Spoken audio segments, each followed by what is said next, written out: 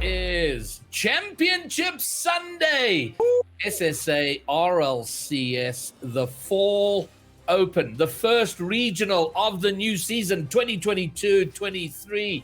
Here we are, and it feels like we've been in this desert waiting for RLCS to start again. And just like that, we are on Championship Sunday. This is SSA, and being joined today by Jota and Pyro. Pyro, are you feeling Championship Sunday vibes? Oh, it is coursing through my veins. I'd ask to inject more of it into me, but I think it's all here. It's all vibrant. It is the energy, the aura that's around us. You said that, Greybeard, we were in this desert. Personally, I live in Las Vegas, Nevada, so I'm still in a desert. But you're right, it was a long off season. We've been waiting for this weekend, this moment, this time to finally crown a new victor. We haven't seen these teams. It was a massive offseason of all these roster changes. The 6 regional winners from the last season are all spread across 3 of the top 4 teams today. So it makes it so much difficult to see who's going to win today, Greybeard. But that's what makes it just as exciting. So finally here, finally ready. Yeah, we're very much at the pointy end. Going back to the qualifiers, 42 teams were there. And if you multiply that by 3, that gives you, 126, I think, players.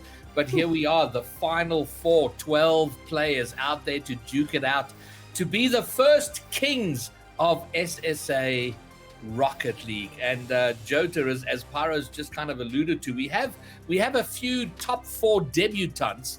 Of the 12 players hitting the pitch today, 7, 8 of them, 9 of them have been top 4 before, but we have the debutants in Sweaty Clarence, Ram, and who was the other one? Mr.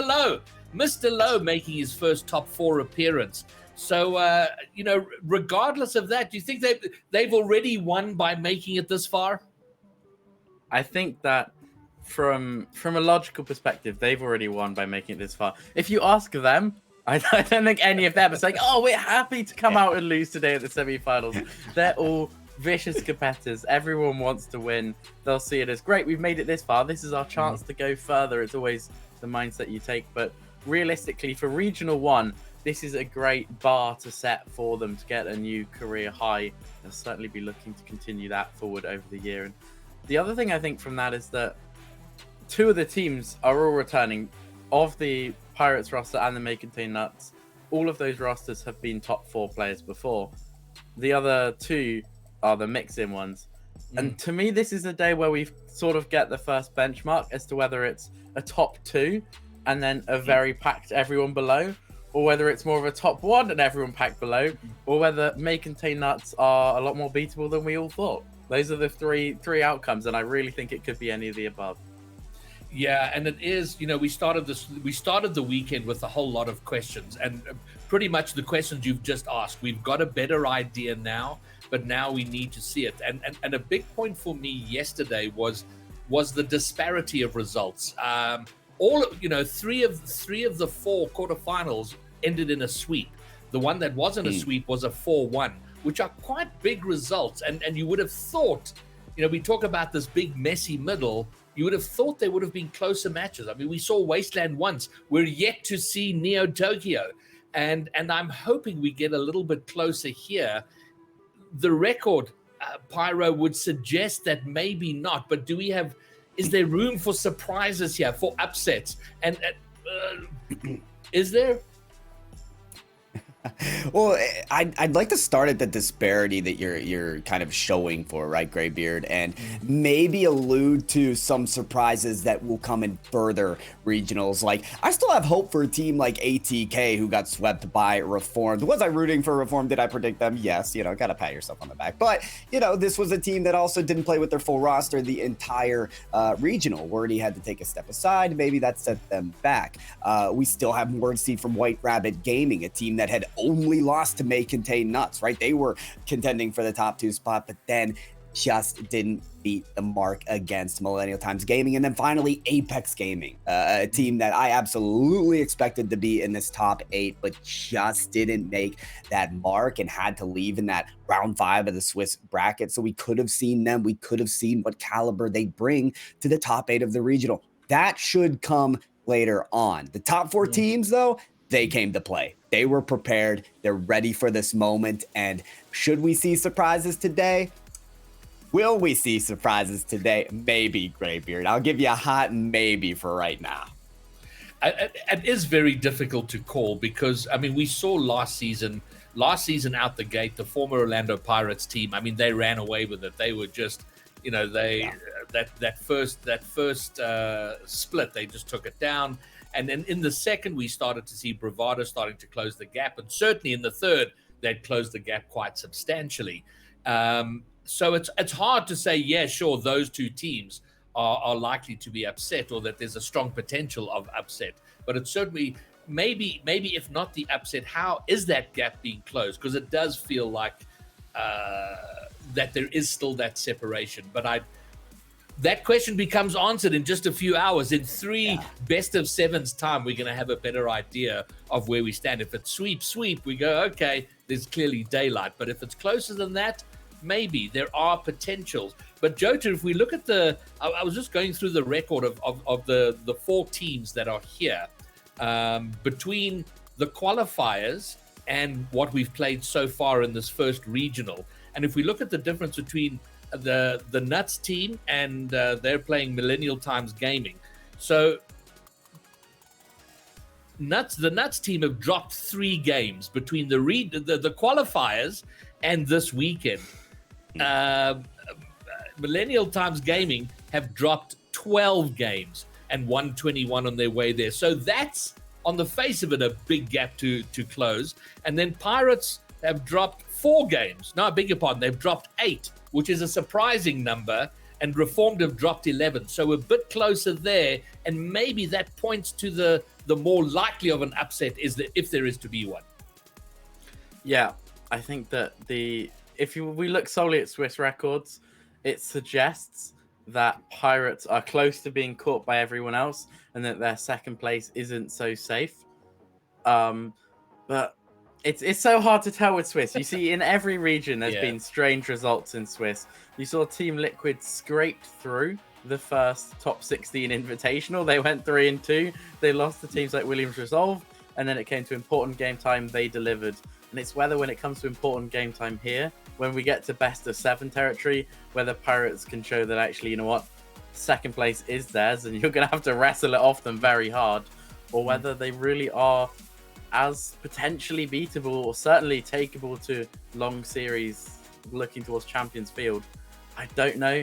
I'm tempted to say that they're not going to be able to shake it off. I don't think that they're clear second, purely because of the quality that I watched in Reformed versus ATK. Okay. I was sold yesterday on the dream. The dreams may come crashing down, but in all of 24 hours, my opinions have completely flipped. All right. Well, let's get the graphic up so we can see where we are and how we got here. So this is the bracket starting from yesterday, the quarterfinals. And first of all, we have to mention the surprises. And Pyro, you've mentioned some of the names there. The surprises that we don't see there. ATK, Bro, with being headed by Yopega. White Rabbit Gaming, who've worked really hard. VS Gaming Finals champions aren't here. And then Apex falling at Swiss. So those are the surprises. And of course, the big surprise is Millennial Times Gaming, a team that I feel came out of nowhere. But then Reformed actually doing really, really well to find themselves here. And here we are, the last 4. And out of those 4, we will have a champion today. So that's where we are, and how the games are going to roll out on stream today. Our first series is going to be Orlando Pirates up against Reformed, and then the second semi-final will follow that, which is the Nuts team may contain Nuts up against Millennial Times Gaming. And a couple of milestones. We missed 2 yesterday, and I mention this only because if at the beginning of September last year, the beginning of September 2021, if you had told Snowy, Darth, Skilled, To Die For, Cams, and Happy Meal, if you had said to them, in 14 months from now, you will have played nearly 300 games of RLCS Rocket League, it would make absolutely no sense. But just 15 days after that, it was announced that we were in. And Snowy, as it stands right now, today, as he hits the pitch, will be on 299 RLCS games. This today will be his 300th. We missed two important ones yesterday. Skill Steal and Happy Meal crossed over 300 during the quarterfinals, both of them on 302. And the rest of those names very, very close. Darth, To Die For, and Cams, very, very close to it. But that's got to count for something, Jota, right? The experience of having been out there, it gets a little easier, and that's got to be an edge for someone like Millennial Times Gaming with from that point of view, two noobs in Sweaty and Ram. Yeah, especially when you consider that last season against each other, Orlando Pirates and Bravado played more games than Vitality and BDS did over RLCS X and 21-22 combined. Like, the biggest, most iconic rivalry in Europe history over 2 years had less head-to-heads than Pirates Bravado, just because they were always there. Nobody else could stop them. So versus each other, when it came to grand final time, semi-final time, they were there every single regional fighting against each other. So, I mean, for them, this is just business as usual. They've had their long summer break. Well, wow, winter in SSA, right? They've had their long break, you know? Now they're back. We're just going to pretend that the Sonic seasons make sense for everyone. Had their long break. This is just back to business as usual. They're clocking into work after a weekend off. Okay, so let's turn our attention now to that first game. The first semi-final, Orlando Pirates and Reformed. And they've Mr. Lowe, he's been through a few teams, starting first with, and he literally did come out of retirement to form out of retirement last year, and then Bot Gaming, then got picked up by Nibble, and it's been quite a story for him because he was done, he was out, he was resisting all efforts, but now has been grinding and working really hard and put together this team now that have done as well as they have. So with all of that, with the deep experience and success of Orlando Pirates with Happy Meal and Cams, and now Eli in there, who finished third himself last season in one of the regionals. We spoke about the possibility of an upset, but Pyro, it's prediction time. Time to put it out there. Your heart and your reputation. Who's going to take this down? That's a very interesting separation you've stricken there, Greybeard, because it is true. A lot of people know that I may be siding with Reformed. Let's talk Orlando Pirates, though. I mean, like you said, with this new Eliakim edition to Die For, questions remain as to whether this team has chemistry, is synergized. They absolutely are. They are firing on all cylinders. Eliakim is not trying to keep up. He's setting the pace of the game. Orlando Pirates look incredible, and a team that's really only lost to May Contain Nuts. But these two teams have not matched up before. Okay, Reformed, they may be a dark horse. They may be the kryptonite to Orlando Pirates. They already are coming off of a sweep from ATK. They are already here coming off of a match where Archeon was spearheading every single game with like at least 4 goals. I don't know. I saw it in game 1. We could have seen it in future games as well. All I need from them is to hit the ball within the 2 posts and the crossbar. Okay, that was my biggest criticism for them, is hitting the post and the crossbar quite a bit. This is a lot of words here. Who's going to take it? Are you like? I think he's trying to decide as he goes. Put me on Reformed, and that's all you need to know. All right, so he is going with Reformed. Okay, Joda, you're up. Where are you going? You went against Reformed yesterday, and it was a massive poor decision because they won in a sweep. Who takes it now?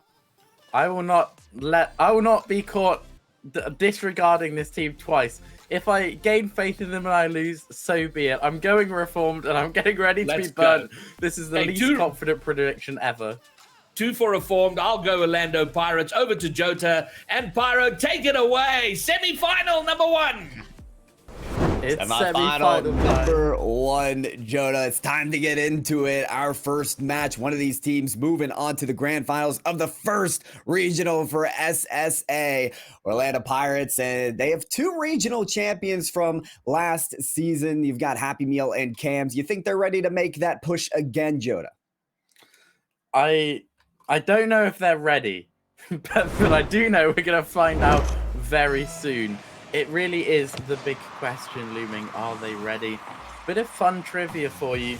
When you ask people to name Orlando Pirates players as the org going back, you can remember Skill Steel, the third for Orlando Pirates last year when they made that run to qualify for Worlds as number 1 from SSA. Something many people may not know if they haven't been around SSA for a while. Before Mr. Lowe retired, way back before RLCS and SSA was at all likely on anyone's radars, Mr. Lowe did actually play for Orlando Pirates, so 5 out of 6 players in this lobby are currently Pirates or ex-Pirates, and what a save by the aforementioned Mr. Lowe. Yeah, he's there to play regardless of what team he's on today. Today it is Reformed. And it's a team that's looking pretty darn good. Really, any of these players can take the step up and lead the charge, take the torch, and score the most goals. It could be Skill Steal today. He's not going to get that pass off from Archeon. And folks, if you're surprised to see an Esper on the field, don't be too surprised. We saw it from Archeon yesterday in the quarterfinals. But today, we're going to see Eliakim with the first goal of Championship Sunday. Orlando Pirates in the lead. Yeah, I think Cams has missed Skill Steal after playing him so many times, over 100 games against him last year. He was like, hey buddy, back to make friends with you. Gave him a high five, and Skill Steal did not want to be high fived so much while last on the defense. Left the open net. It's an early lead for Pirates. Another good beat as well. You can see they want to push forward. Certainly the dynamic you expect with Eliakim on this team is not going to be an offensive one. I expect that when they get the lead, they will still continue to play on the front foot.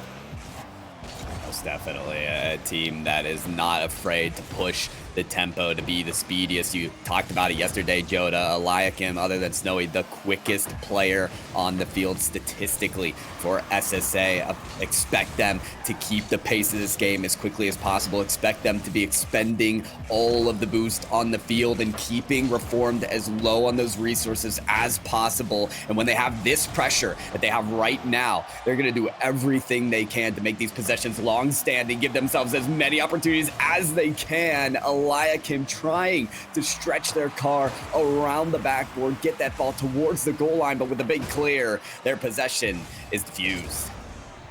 Yeah, I did see a little double commit there coming out from Pirates. One of those that could have been punished had the 50-50 not been so good. Maybe just a warm-up game thing. Certainly not something you expect so much from this team. Happy Meal there, looking for a pass across the Cams. He just wasn't there. That ended up being a pass straight to Archeon's Esper. Maybe just still, they may be in the lead, but this is not quite full peaking Pirates yet.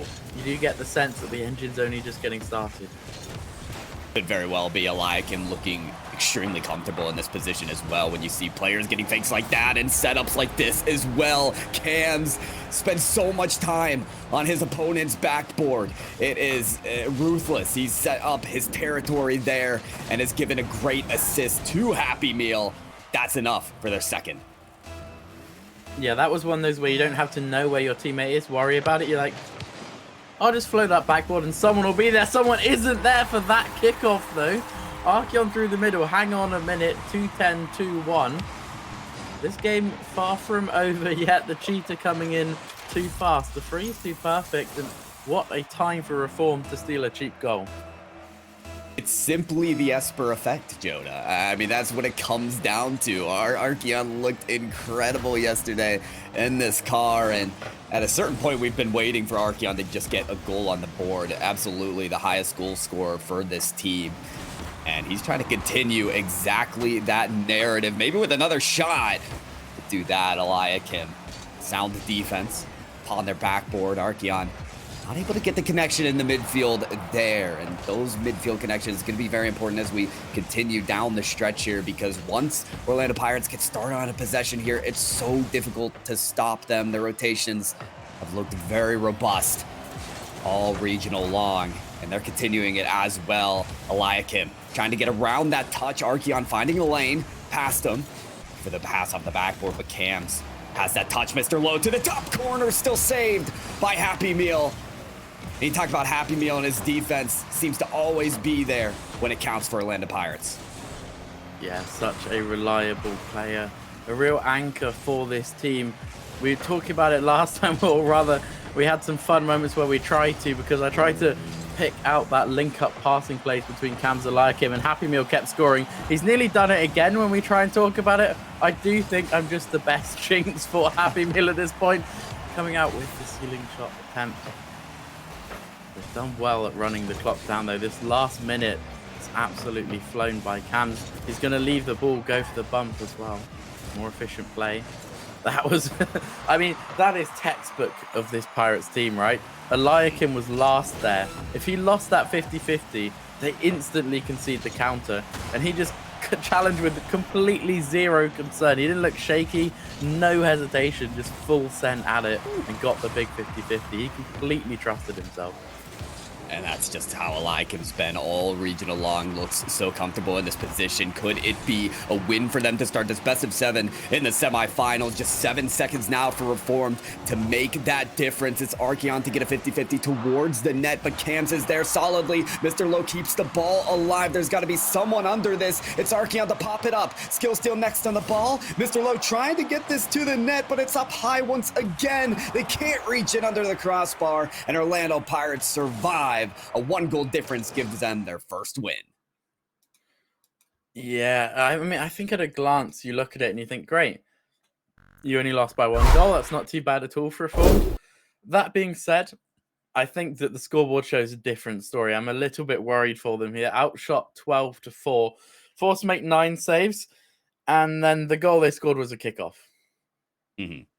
Yeah, I think you've pretty much ran the gambit about where our concerns lie for Reformed, in that, you know, we've seen a couple maybe long-standing possessions from this team, but without very convincing scoring opportunities, and only that goal coming off of the kickoff, it could mean poorly for their team. But keeping Orlando Pirates to 2 goals is still an achievement, I would say. Yes, they're forced to make that many saves, but they made those saves. That's very important for instilling their foundation in this series and giving them confidence for when Orlando Pirates are trying to pop off on their possessions. The one thing I've always had concerns with about this Reformed team, though, is when they do get their shots, they've got to make them count. Obviously, they're not racking them up to the highest of numbers, but in the past, we've seen them kind of paint the woodwork, hit the post, hit the crossbar. They've got to get it through to the back of the net.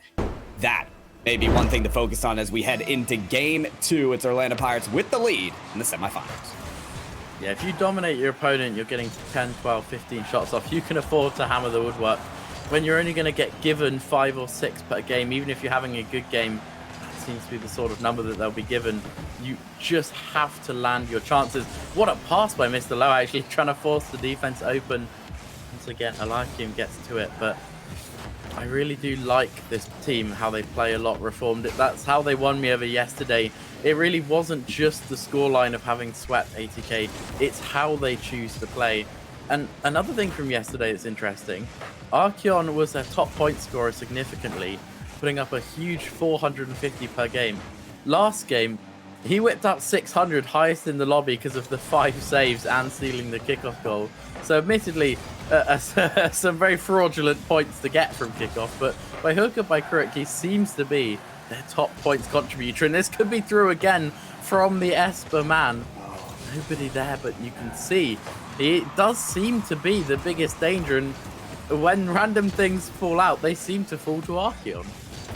He does, and it appears to be the perfect combination of Archeon trying to poach some goals from the other end of the field. Plus, we've seen those moments where Orlando Pirates just don't have those reinforcements on the goal line. At various times, they seem very pressed forward, and those may be the moments where Reformed, either on the counterattacks, the breakaways, chances to surprise the Orlando Pirates.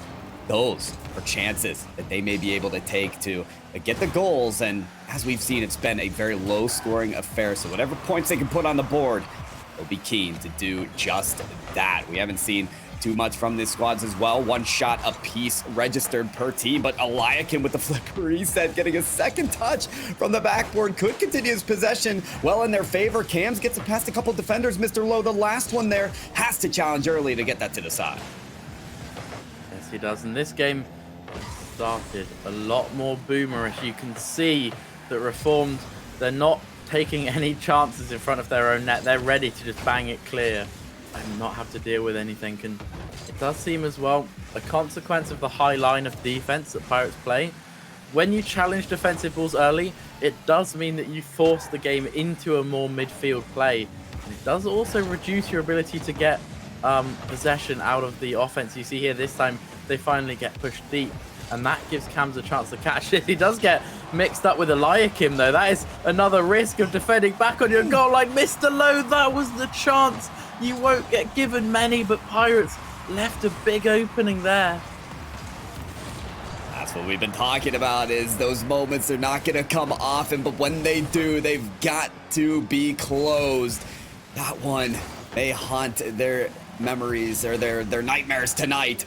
Either way, it's about living in the present, knowing this moment and giving themselves a chance. Still a tied up game. We're starting to see those goal line demolitions appear. Saw it earlier from Reformed, now from Orlando Pirates, as they're still looking for their first goal here. It is Eliakim coming around, skill steal with a chance at the net. Doesn't get beat, or does get beat to that 50-50. Can't beat their opponents, but Mr. Lowe, that midfield presence, really keeping Orlando Pirates on their toes. Happy Meal with an important clear. Skill steal has the boost to get to this, but Cams doesn't see a solo opportunity here to the net. No, it's Archeon to save once again. Still knotted up at zeros, coming up on that last minute, but a low-scoring affair. Could just be one to win this game. It does seem that both teams are sort of happy with this very midfield-based battle, and for Reformed, it makes a ton of sense because they were in trouble always in their own third last game. So getting out, getting to play midfield, low-scoring has to be in their favor. It's certainly an upgrade. But you think from the Pirates' point of view as well, they're quite a patient team. They have a lot of trust in their mechanics. They're probably thinking, we can just keep banging this about in midfield and eventually we'll get a chance through. One of our air dribbles will land. That being said, they do not seem all too comfortable here, and it does only just take that one moment. And I really do think we have 6 players here capable of providing that moment to open this game up. And meanwhile, the vulnerability has been exposed already from the Orlando Pirates from the goal line demolition, and a shot that could have gone in. So maybe it is Reformed waiting for that moment again. They can't wait any longer. Happy Meal's got a shot that rings right outside of the top corner. They're starting to press up here towards the end of regulation time. Mr. Lowe and Reformed feel like maybe they just need to survive and outlast it until overtime. There's a demo on Happy Meal, one of the golden defenders of Orlando Pirates. A chance now for Reformed if they can get around this. Lowe keeps the ball alive, but Happy Meal can't get there quick enough. No scores on the board. We had extra time. Yeah, this game so far has been a result for Reformed, but especially if they concede off this kickoff. But if they concede at all, it will all be for nothing. 2-0 down in the series would be a bitter pill to swallow from this position. Play for the ball up early. Mr. Lowe, once again, the man of the moment. Not dissimilar to his big chance he had earlier. This time, though, the defense able to get up a lot quicker. That's my worry. My big worry here is that Reformed are going to get an opportunity, start to push forward and get countered. And that will be that 2-0 in the series. That is a huge goal for Orlando Pirates. Happy Meal chasing skill steal up onto that read. Very difficult touch for him. One touch goes astray, and that's it. The game is gone. It feels like that final moment of Happy Meal setting up the pass and the final defender to beat being skill steal is so picturesque. I mean, think about how many times Happy Meal versus skill steal was the game, the final match of every single regional almost for the last season of RLCS. Happy Meal and skill steal, they've gone toe to toe so many times.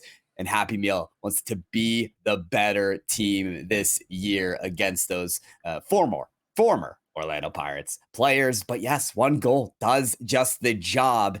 They beat Reformed at the final seconds. This is a tough mental challenge for Reformed here. I mean, but in that situation, how do you feel, right? You struggled in game 1 to get out your own third, really locked in. You lose 2-1. Game 2, you come out a lot better. Game's really even. You get a big chance to open the scoring. You take it to overtime only to concede through one mistake. And it's so tough for them right here because they fixed their problems and they still lost.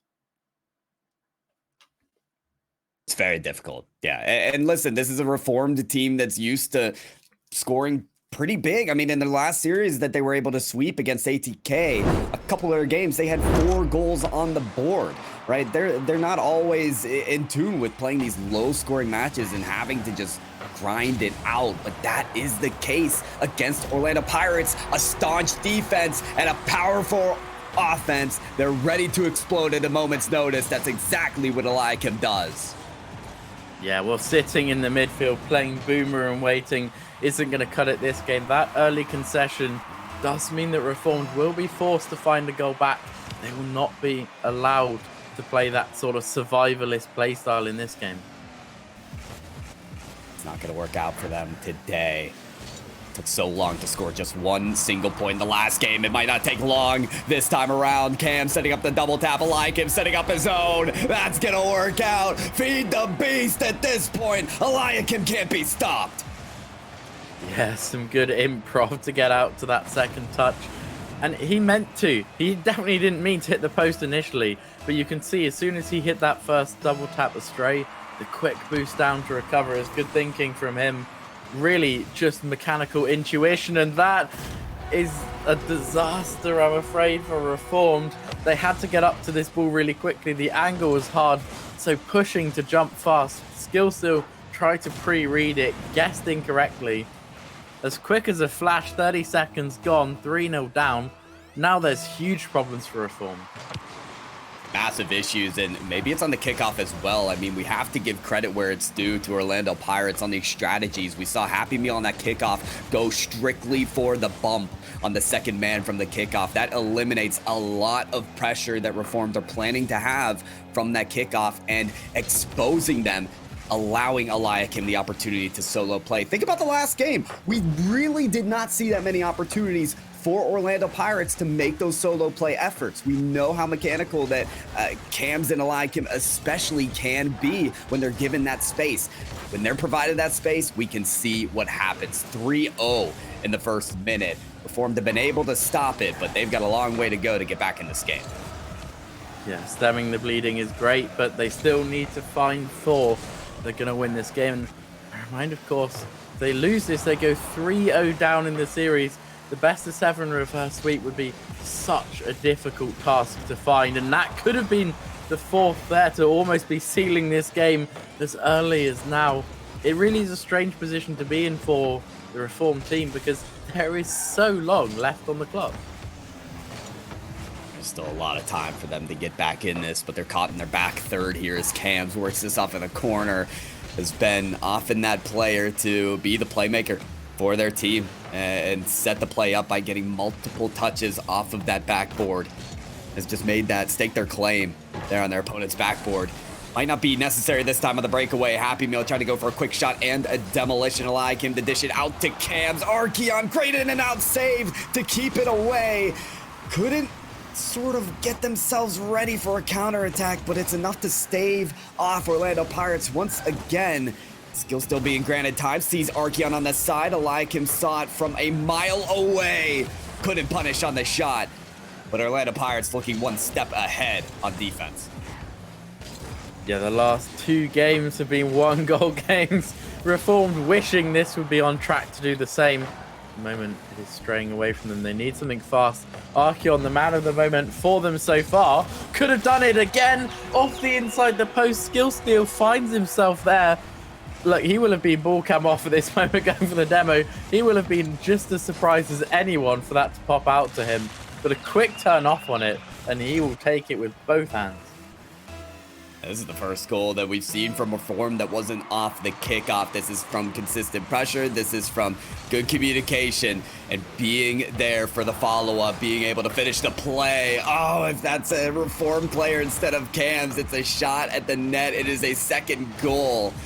but it just won't be the case. Orlando Pirates, they won't make it that easy, but Reformed, could they have some momentum working off this first goal? Yeah, they do. Just something to give them some pep in their steps and feeling that they might be able to do this. The clock, though, has not been in their favor. It's taken them 2 minutes to find the first, only 100 seconds to find the next two. I like him looking to bury the hatchet. Can't do it there, but Happy Meal, you see they're still pushing.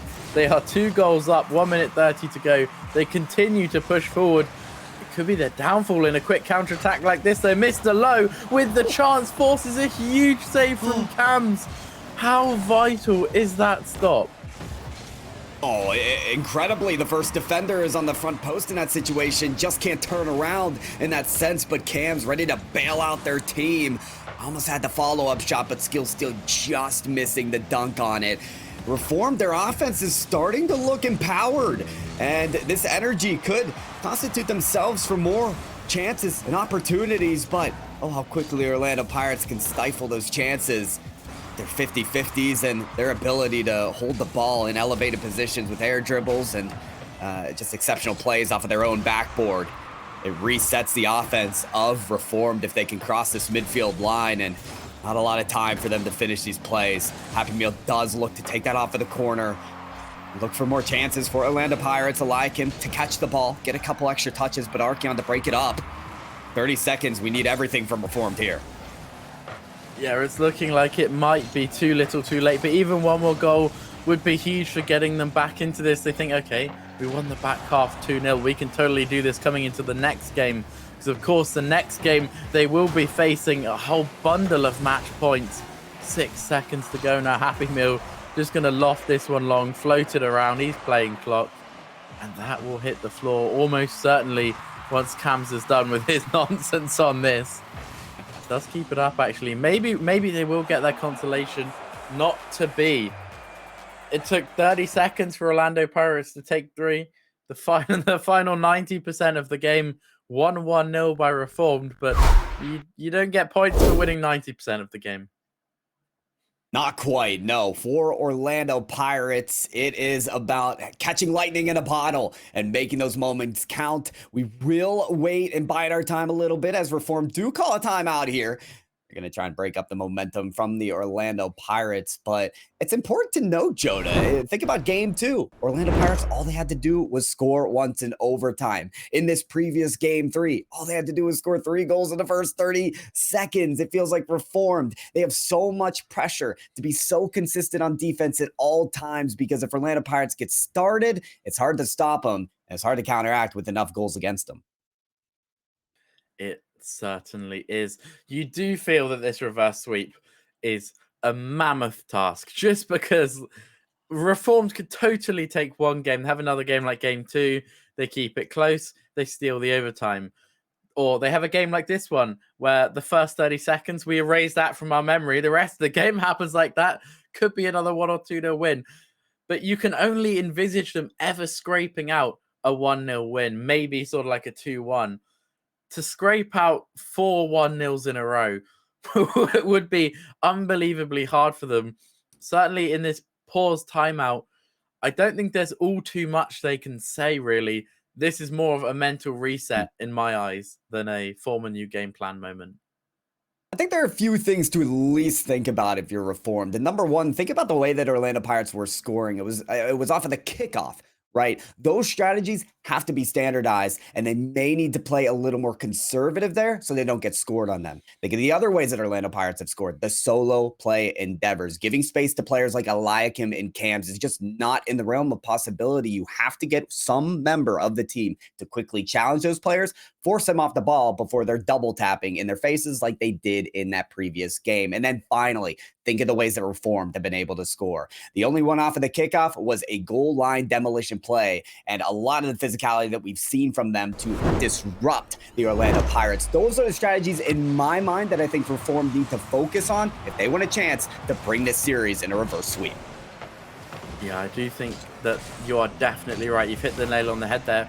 I also think that, to be honest, in the 1 minute natural gap we get at the end of the game, they will have said, come on, guys, look, we lost 3 kickoffs that game. Let's not do that again. The rest of it, I think they had mostly solved by the back half of the game.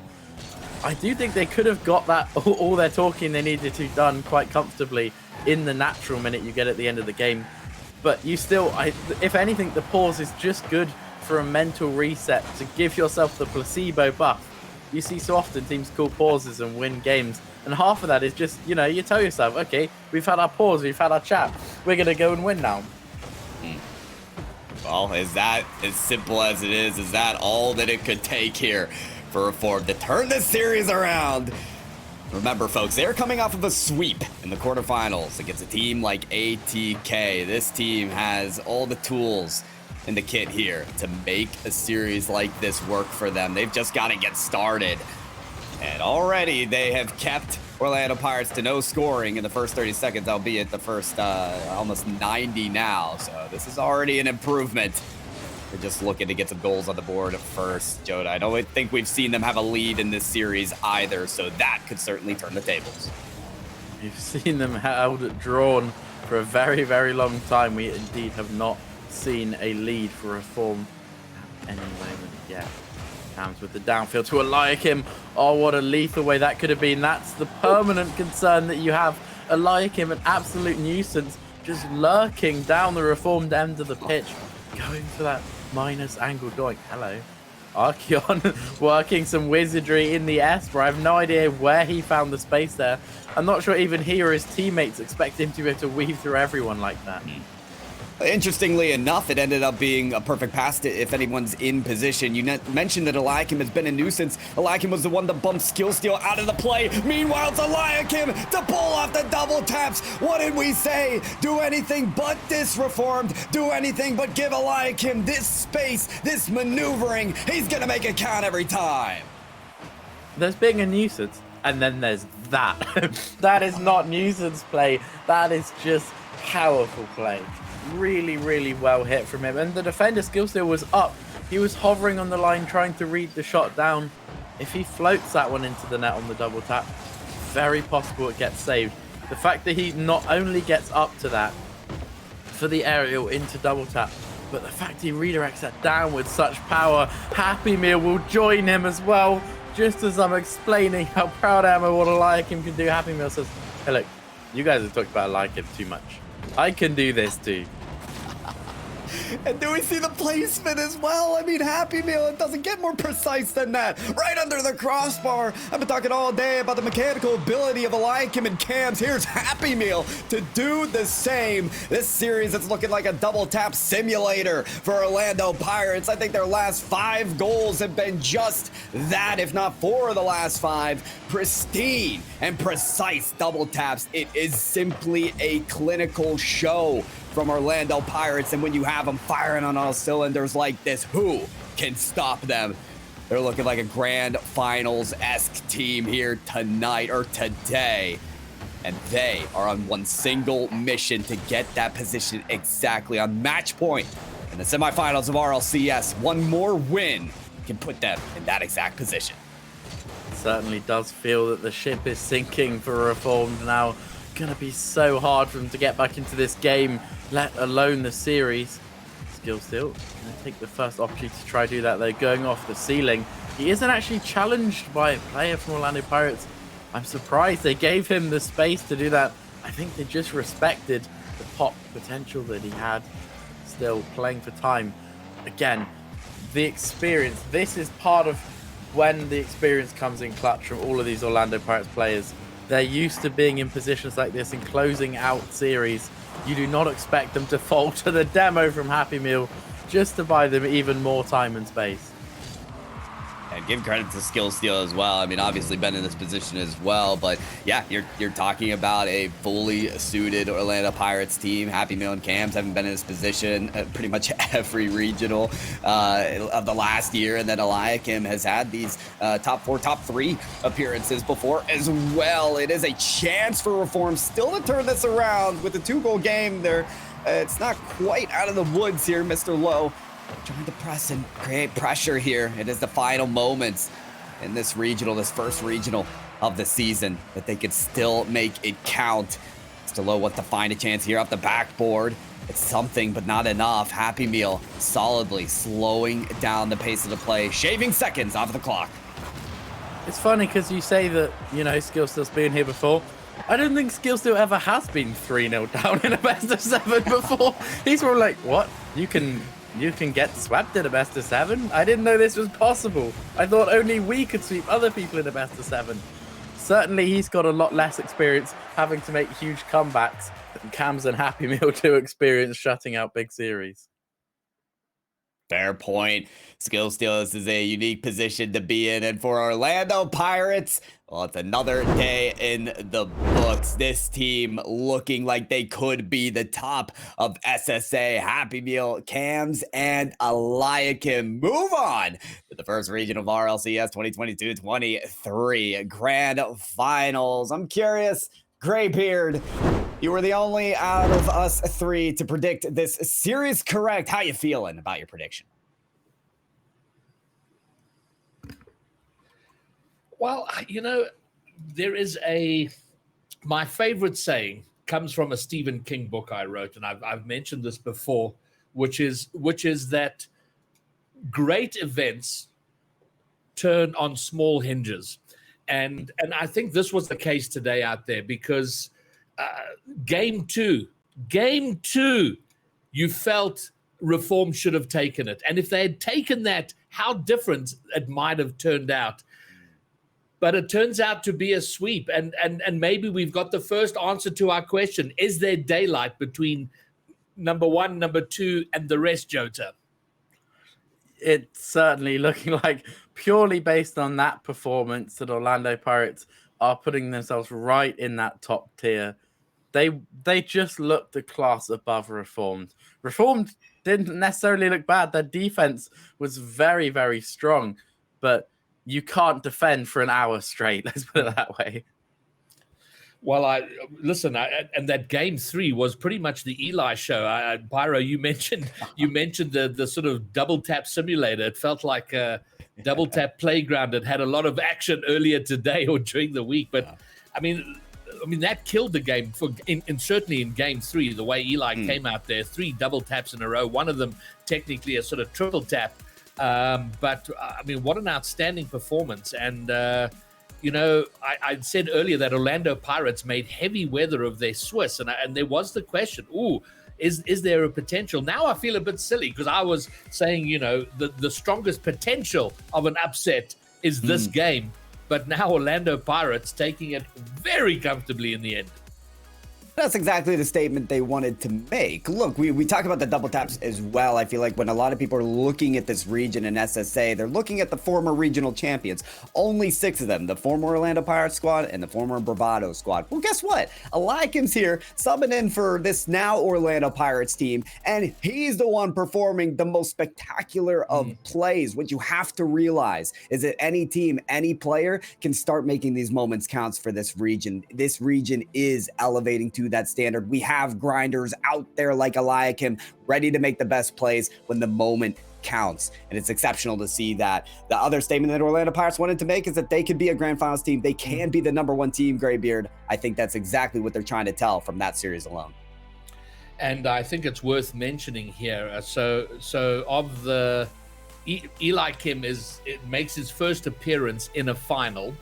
And what a story it is for him, because there's a player who's gone from being a community villain through this redemption arc, now being an RLCS SSA finalist, and I think, I mean, he's got to be out of his mind with happiness on the journey he's taken to find himself here, and really making a statement. And he goes along with the rest of the Orlando Pirates team.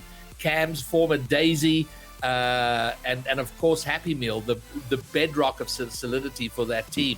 What a story. And they become the first team in the Fall Open to secure their place in the grand finals. There are 2 more teams duking it out for that last slot, and our last potential, well, that's not true. We have our last immediate potential for an upset. Millennial Times Gaming up against what is very quickly being called the super team of SSA, may contain nuts, and please can they get an org soon? That name is horrendous, but they duke it out for that last semi-final slot coming up after the break.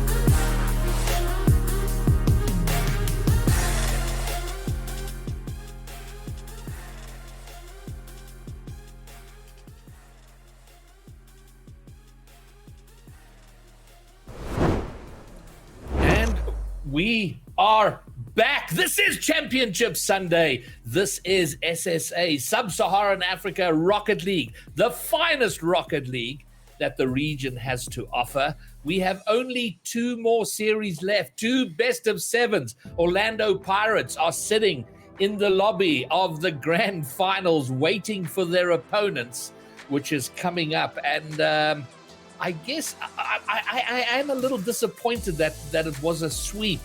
I was really hoping it would be closer, Pyro, just to give us some sense that there's going to be a challenge at the top. But maybe we have to wait a bit more. I do think it's going to develop and get closer throughout the split. It feels that way, most certainly. I mean, a sweep doesn't tell the full story of that last match. We did have that game, too, as we were talking about in the green room, Graybeard, of like, you know, if Reformed come away with that overtime victory, we could have seen a different series. And I couldn't agree more with that. But sometimes that's the way the cookie crumbles. And it has been the crumbling of this top 8. We've only had 1 match so far that hasn't been a sweep. Question for us now is, will the next match be like that as well? All right. Well, you've segued beautifully into the next match. Our last semi-final may contain nuts. Millennial Times Gaming, on paper, and I'm just going back to the record here, between the qualifiers and this regional, may contain nuts, have won 18 games, lost 3. The record for Millennial Times Gaming is 121, lost 12. So quite a big gap. Having said that, though, man, no one saw Millennial Times Gaming coming. It feels like they came out of nowhere. But as I said in my tweet yesterday, Jota, it was probably because I wasn't paying enough attention. But maybe, do we see an upset here? I'm not going to go that far. I think that they definitely could take 1 or 2 games. I think if they take 2 games, that's a huge statement for the level that they're at, because this new MCN super team, like, they're expecting to come through and just walk through everyone, crash them. That's how they want to play. So I think if they can take a couple games, make them sweat, if they can do that as early as Regional 1 in the year, that's, I think, already a huge statement on its own. I think that's sort of like the vaguely attainable and possible upset target. But going as far as all the way, I just think that, you know, come back and ask me again in Regional 4 is what I'm trying to say. Well, I think that's a fair point. I think all these teams, if we look at a team like Bro, who was scrambled to get the last minute, there are some teams that need some time to grow into their role. And I think this is certainly not the last we're seeing of a team like Reform to come and sort of challenge the top order. But now moving to, it was a question I raised yesterday about the pressure of may contain nuts and we're going to hear this again ad nauseum. I think we're all going to get sick of it. The super team. There is a pressure that comes with that, you know, and a team like Millennial Times Gaming, they're swinging into this like, hey man, we're having the time of our lives. We came out of nowhere. We're top 4. We're already strutting our stuff. So they got nothing to lose. May contain nuts. They don't just want to win. You feel that they're almost compelled to win convincingly. And I don't know if there is a pressure there, or these veterans, they've played between them close to 900 games of RLCS Rocket League. Maybe it doesn't affect them, Pyro. Yeah, you can certainly paint it either way. You look at players like Graham, like Sweaty Clarence, who just haven't had this top 4 situation before too, so it could be a little bit of nerves playing on Championship Sunday for RLCS that are meeting them at this moment. Yet still, they've been the surprise of the regional for some of us. So maybe they'll be the surprise again. They sort of kind of maybe have that X factor, as these 2 teams have met once before in the top 16 qualifier, and Millennial Times Gaming was able to take 1 win, albeit the other 3 games were pretty convincing for May Contain Nuts. There's a chance, Graybeard. There's a chance. There's always a chance.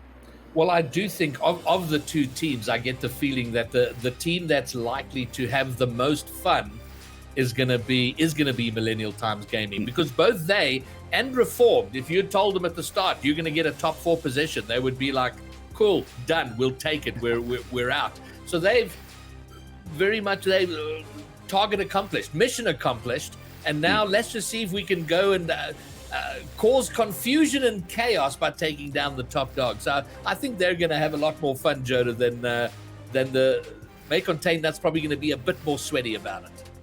Yeah, I mean, there's no need to mince your words on this one, right? When it came to off-season, none of the players were contractually bound. No one was locked in. It's not like EU where a lot of the roster changes are based on cores who've got to stay together in multi-year deals. Everyone in SSA could choose who they wanted to team with. And players like Snowy could basically choose whoever they wanted. Everyone in the whole region would have teamed with him if he went and asked them. And this was the 3 that May Contain Nuts chose. And that puts a lot of pressure on them to prove that, you know, their claim of these are the best 3 players in the region, I wouldn't team with anyone else over them. It puts a lot of pressure on all of them to deliver. I think that it's a different, unique pressure. It's not something that was even faced in Regional 1 last year, first RLCS. We didn't have that pressure then. And while they were going away and winning every regional, not making roster changes, they didn't have that pressure then either. So I do think this is a new mental challenge for them. That being said, I don't necessarily think that means they're going to fail the mental challenge. Absolutely. Okay, well, we're just about ready to go. Let's get our predictions. Pyro, nice and chop. Your prediction for semi-final number 2. Well, I just want to start off by saying, no, I'm kidding. May Contain Nuts, lob me in. That's my prediction. All right, Jota, you got a prediction? My heart has some vague, just this little ounce of belief in MTG. But because I am somewhat sane, I will be going with May Contain Nuts for now. All right, good. I think that's pretty solid. I'm going to go the same. I think they do take it. I'm looking for a competitive play here by MTG. Let's see how it pans out. This one going to be called by myself, and joining me in the booth will be Jota. Yeah, I'm looking forward to the display that we get from this one. This is the time you feel this could be the first real game where it's like, okay, May Contain Nuts, the eyes are going to be on them, expected to deliver big. I think in the quarterfinal, that's sort of like warm-up day for them. You know, for a team of their stature, they're not used to having to fight in quarterfinals, but come to semis time, this could be the first series where they're like, okay, we could seriously start dropping games and get in trouble here. This is where we get to see this new roster really at its peak. There's no more time for warm-up, Greybeard. This has to be the day where they play their best. It's an interesting point, that, because normally we say with the best of 7, you got a bit of time to find your feet and get grounded. But you feel with playing against Snowy's team, it's kind of good from the start. There's no warm up and feel your way into the series. Get going. It's urgent. It's vital. It's critical right now. Let's do it. Absolutely. And lining up for the first kickoff, it is Snowy and Zero, the more experience of each team to die for. Early beat, trying to drop it middle. What a painful start. This would be the reality check that MTG won't be looking for. To survive that one. Ram inside path to Zero. That is something that we need to remember. Yesterday, Millennial Times Gaming, they built their entire play on infield passes. A very pass-heavy team. Wait a second. Surely it must be no! Ram takes it off the front of Zero and takes it into the post twice. And that's a nervy start. The nerves at the beginning, and you can't believe your luck. Early on, you've got this opportunity, and a little bit of perhaps miscommunication, not quite sure of what they're doing, but they'll be encouraged by that. But meanwhile, on the other side, they have some defending to do, and Darth going to get it forward. Ram now trying to get it clear. So, yeah, so they haven't had any scary openings, but my word, if they had scored early, that would have set them up for the rest of the series. Yeah, I think they were really just in shock to have actually been given that opportunity. It came from a relatively sloppy 50-50 challenge by MCN, and that's not at all what you expect. You come in to play them, they're such a hyped up team. In your head, psychologically coming in, you're preparing for them to be going for musties and sealing shots everywhere and not missing any touches. But they are human. Human indeed. And even with all the experience, there are nerves. I mean, we were talking about the pressure and the new pressure that they have as this, you know, the big team that's expected to take all 9 regionals. And they're going to have to take a bit of time to settle their nerves and get into their play style. And I was talking to Snowy during the week, just asking how the team chemistry is going. And he says, you know, they haven't found it yet. They're trying various play styles and patterns. So they are still working to grow into their game. So you know, they've got their own demons to overcome. Admittedly, smaller demons than the rest of us. Certainly smaller demons than everyone else in the region, you would think. And I also think that that's, as cynical as it is, I think that that's a bit of, you know, expectations tempering. They know that they're so high. It's always the play, right? You come out, people ask you how you feeling. Like, oh, no, you never know. We might not win. We're feeling a bit slow. Yes. You gotta get your excuses out early, I think, especially with a team like May Contain Nuts. All right, well, the good news for Millennial Times Gaming, MTG, half the game gone. They haven't conceded. They haven't sort of fallen under the steamroller. Oh, my word, that feels like it should have been a goal. It might still be. Ram's going to get there, but they haven't fallen yet under the freight train of May Contain Nuts. It may be far too much MTG-based copium, but of course, when they met before in Swiss and it was a 3-1, the games that May Contain Nuts won, they won very convincingly. They were blowout games. The one game that was close, MTG took it. Is that enough to say that because we got a close game, MTG might take it? I don't know if I'm ready to go that far, but it's still 0-0, 1 minute 40 to go. They have looked just fine in this game so far, and naturally, you have to think they will be building confidence as every second passes. Yeah, there's no question about that. This is a confidence builder for them, and as for as long as it is 0, you're always in with a chance. But as we've been philosophizing on all of this, Nuts have pretty much been camped over in the orange half there. And pushing them back on their goal line, and they've defended well enough, but it's now getting very, very tense, and you feel like they're being pushed further and further back from the halfway line to the final third. They've finally broken out for a bit, but not too long to die for. Long pass forward. Darth tries to forward the play. Doesn't quite work, but okay. So for a moment, Millennial Times Gaming have released a bit of pressure. Yeah, that's my worry for them going forwards, to be honest, is that their defense on these long passages of play does look very good. And against White Rabbit, it was sensational, their ability to hold on under minutes of pressure. But as soon as you start to push out, you get excited. You're like, yes, we finally made it out. You start to push forward, and then they lob it straight back over your head. It's those counterattacks that I'm most worried for as being May Contain Nuts' way to deliver the dagger. Well, as it stands now, we're getting closer and closer. Oh, my word, Darth, will you look at this? My word. From the wall, the control, yeah, the flip. Oh, that is pretty nasty, Jota. I mean, that was exceptional control. Not just with the flip, but how he controlled it after the flip. Yeah, the catch afterwards did all the work. He actually caught Zero's car on the way through with a bump just to confirm it's going to reach. I said that I thought counterattacks were their main way. There is also the fact that all of them can just whip out something stupid like that at any moment. Now, 8 seconds to go. MTG, they will get a chance, actually. Whoa! Sweaty Clarity underside the crossbar will deny him 0 seconds. Ram floats it middle. Sweaty gets another go. It's a good 50, actually. Zero next. He does bury it. Graven, we're going to overtime in game 1. Count out Millennial Times. I dare you. Unbelievable. The 0-second equalizer. And with 13 seconds to go, the sentence that was making its way out of my mouth was, oh, we might just have our second goalless overtime of the series. We've had 2 goals in those 13 seconds, and we're in a 1 goal each overtime. And yeah, okay, well, the entertainment just stepped up a notch.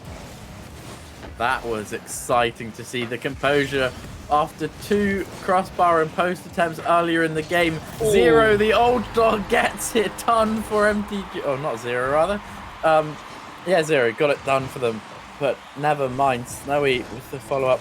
And you do feel the reality is that May Contain Nuts did probably deserve that game. They were running out for the majority of it. Lots of time on offense. But what a fight. They've been shown they're going to have to scrap for every game. And that's great. And if the rest of even if it does go to a sweep, if the games can be tight and as close as this, that'll be great. But you did mention earlier about the one close game that MTG won, and then it became quite convincing from there. And historically, this team, Snowy, Darth, and then it was, Skill Steel, Mr. Lowe before that, they have always been a team that are more likely to lose a game early on than later. And so we would expect them to get better. And the pressure to become more dominant in game 2. But MTG, can they step it up and make the effort? And for a start, I mean, they're defending 11 shots against 4. So they're being outshot 2-1, 2.5-1 there. So the pressure's only going to get worse. So there's a lot of stepping up for them to do. There is a lot of stepping up for them to match or to look better than May Contain Nuts, but there's certainly a lot of positives to take away from that as well. Getting that first goal on the board from Zero as well, always good in a series. Once you've got that one, it does make all the other shots that little bit easier, especially after the post and crossbar incidents we had earlier on. All right, well, this is it. We move to the Aquadome. Let's go, Commandos. It's howling time. Game 2.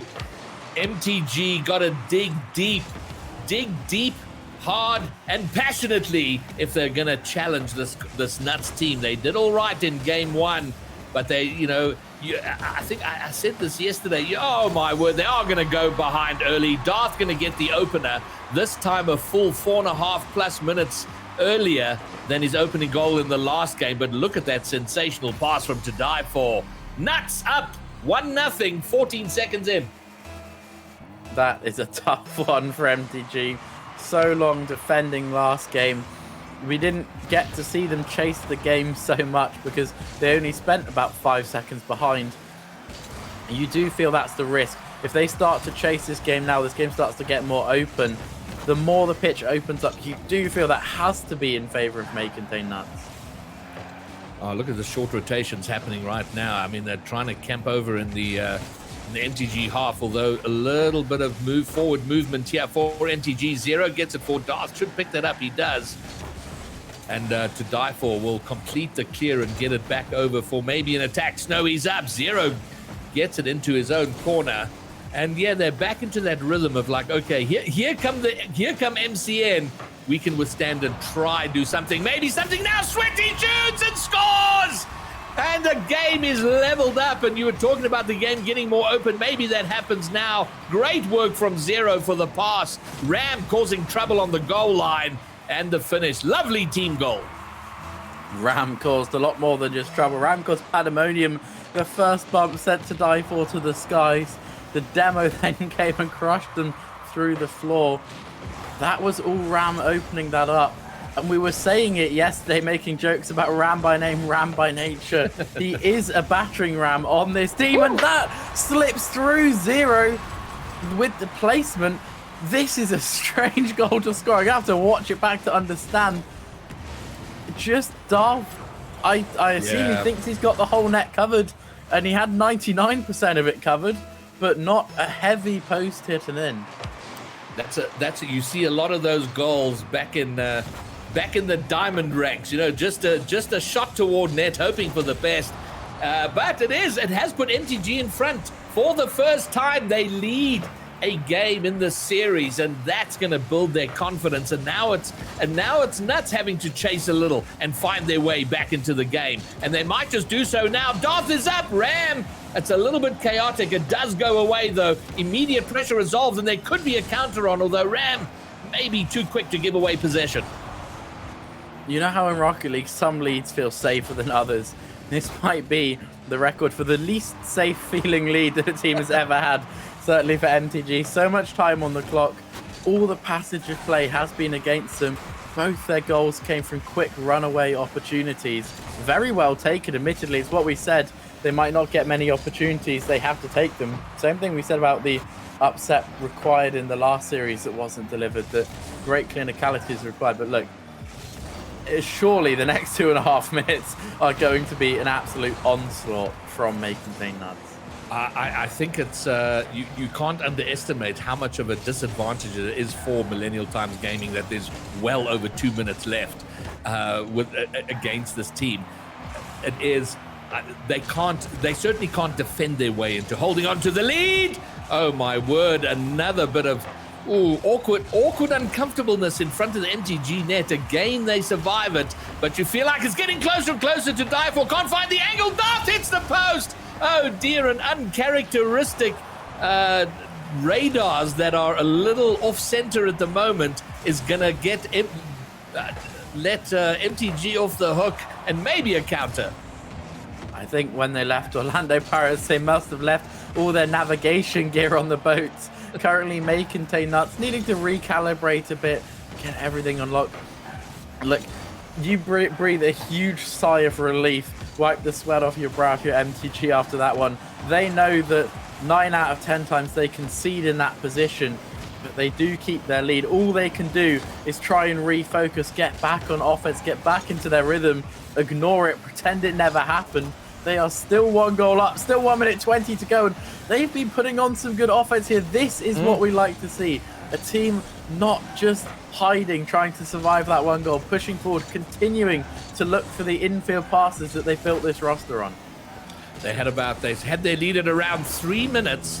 They had 3 minutes to hold on to a lead. They've done 2 of those minutes. They've got 1 more to go, if indeed they are to defend their way to a victory. The pass to the middle, Darth with a shot down off the crossbar. Oh my word, the third shot to hit woodwork and deny them the goal. And now they've got just 40 seconds. There's a counter on here. Zero with the demo. Chaos passing to the front. Sweaty in front of the goal line. Dart's going to take it. It's open on the other side, but he's bumped off the ball. Oh, this is the level of entertainment we've been wanting to see. Can we talk as well about how good Zero is? Look, there he dribbled 2 of the players, demoed the third, got the pinch across. He nearly made them that third to get it. In game 1, he scored the 0-second equalizer. He was the one who was clutch and composed. And again in this game, he also got one of the goals to open things up.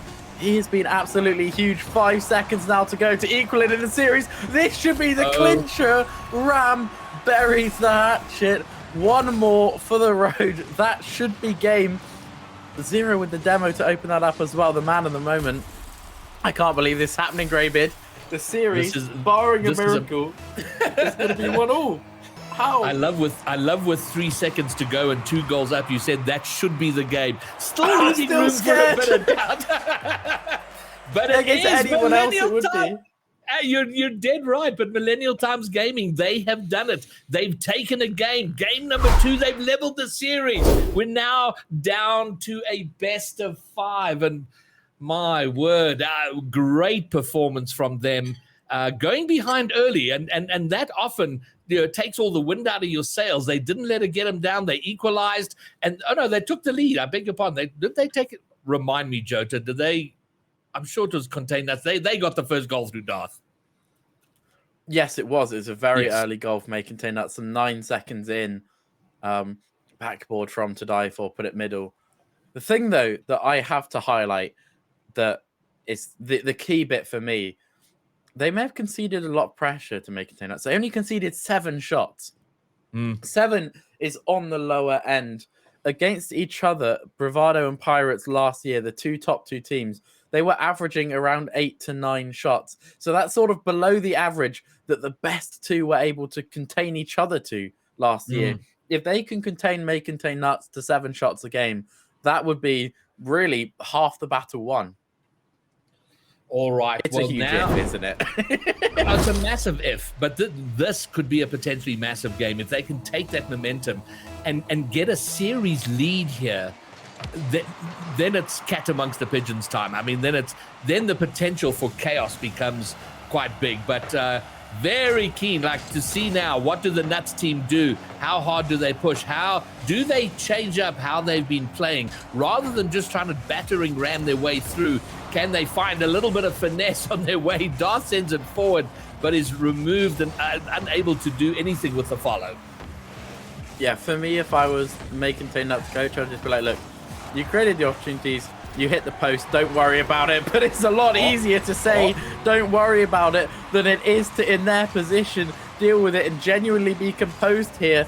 They are now down in the series, even in games, and then down in this 1-0 again. His finishing, his composure, he is built of pure ice. And but the build up there, everyone involved, the pass around the corner, Sweaty getting a touch on the ball that dropped it right down in front, which allowed Zero to finish, and Zero being where he had to be. But the almost insta return from To Die For gets MCN back on level terms, going on the short rotation, seeing an untended ball, and he was very happy to pick it up, send it home. What a piece. Yeah, as good as MTG have looked, all it takes is one rotational gap and they will be punished. The raw pace on this May Contain Nuts team is unmatched. They may be able to match them for scoreline at the moment, but they've not been doing that by trying to outpace them. They've been doing it by trying to play smart around it, and playing smart is good, but if To Die For goes over you like that, there's only so much you can do. You said, are they going to start trying to find each other some finesse? The pass infield to Snowy, delightful. You know, there is certainly this is true of Darth and Snowy. To Die For seems a bit more of a chilled character, but Darth and Snowy play at their best when they're playing angry, when they feel offended. And I think they are offended, having given up a game and then conceding an early lead. Now they're playing angry, and if there were radar issues, targeting issues in game one, they're not there now. The pass forward To Die For, and look at this placement. Oh my lord, outstanding. He has whipped out the laser vision for that one and just beamed it into the top corner. That shot, nothing short of perfect, and it may continue. Darth going for the flip reset there, forces it on net. The troubles aren't over for MTG. And as quickly as they fell behind, you said they like to play angry. What a showing from May Contain Nuts. The 3 goals out of nowhere. That being said, hang on a moment, Sweaty Clarence. Where does this opportunity come from? 5 goals in 90 seconds now. Unbelievable, and he knew what he was doing. Bang the shot in and just cover the rebound, and it pops it. It bullied its way in. Wow! This MTG team, I am even more astonished each series I see them play. But also, that was 1v1 with Snowy. Would I be right in claiming that Snowy is the 1v1 god of the region? Can I go that far to say that Snowy is the ones machine? He's known for 1v1, and you're just happy to take him in a ones dribble? Yeah, by some distance. I think there's some daylight, and always has been. It may not. I know he's played very little ones now, but yeah, those are his roots. Ones are his roots. So it becomes a close game. It is Nuts in front, but 1 goal doesn't seem as safe for Nuts as it might have been against any other team. This is certainly true, especially in a game that's been as high scoring as this one so far. Clarence with the bump could do a good start to opening things up there. Snowy to the rescue. What an important rescue mission that was. You'd be scared for May Contain Nuts of just how confident MTG will be if they started to pull this one back from 2 goals down after winning the last game from behind. 20 Clarence with the fake on 1, the pass infield. You see, it really is, this whole team is built around passing and playing together, and they do look so together. How in Regional 1 MTG have the synergy that they do, I don't know, but it won't help them this time. Snowy coming in on the To Die For. To Die For has been creating all the opportunities. 3 assists, 1 goal this game. You highlight such an important point. You know, MTG have kind of blasted their way onto the scene here in the regional, and it is Regional 1. You know, they've got so much time, and they've gotten themselves top 4 minimum, which is very good from a points point of view, and then so much time to refine their craft and get even better at it. And my word, this is a mouth-watering prospect for the 8 regionals that are going to follow this one. It really is. They are in some trouble here, though. There's a risk of this game getting away from them.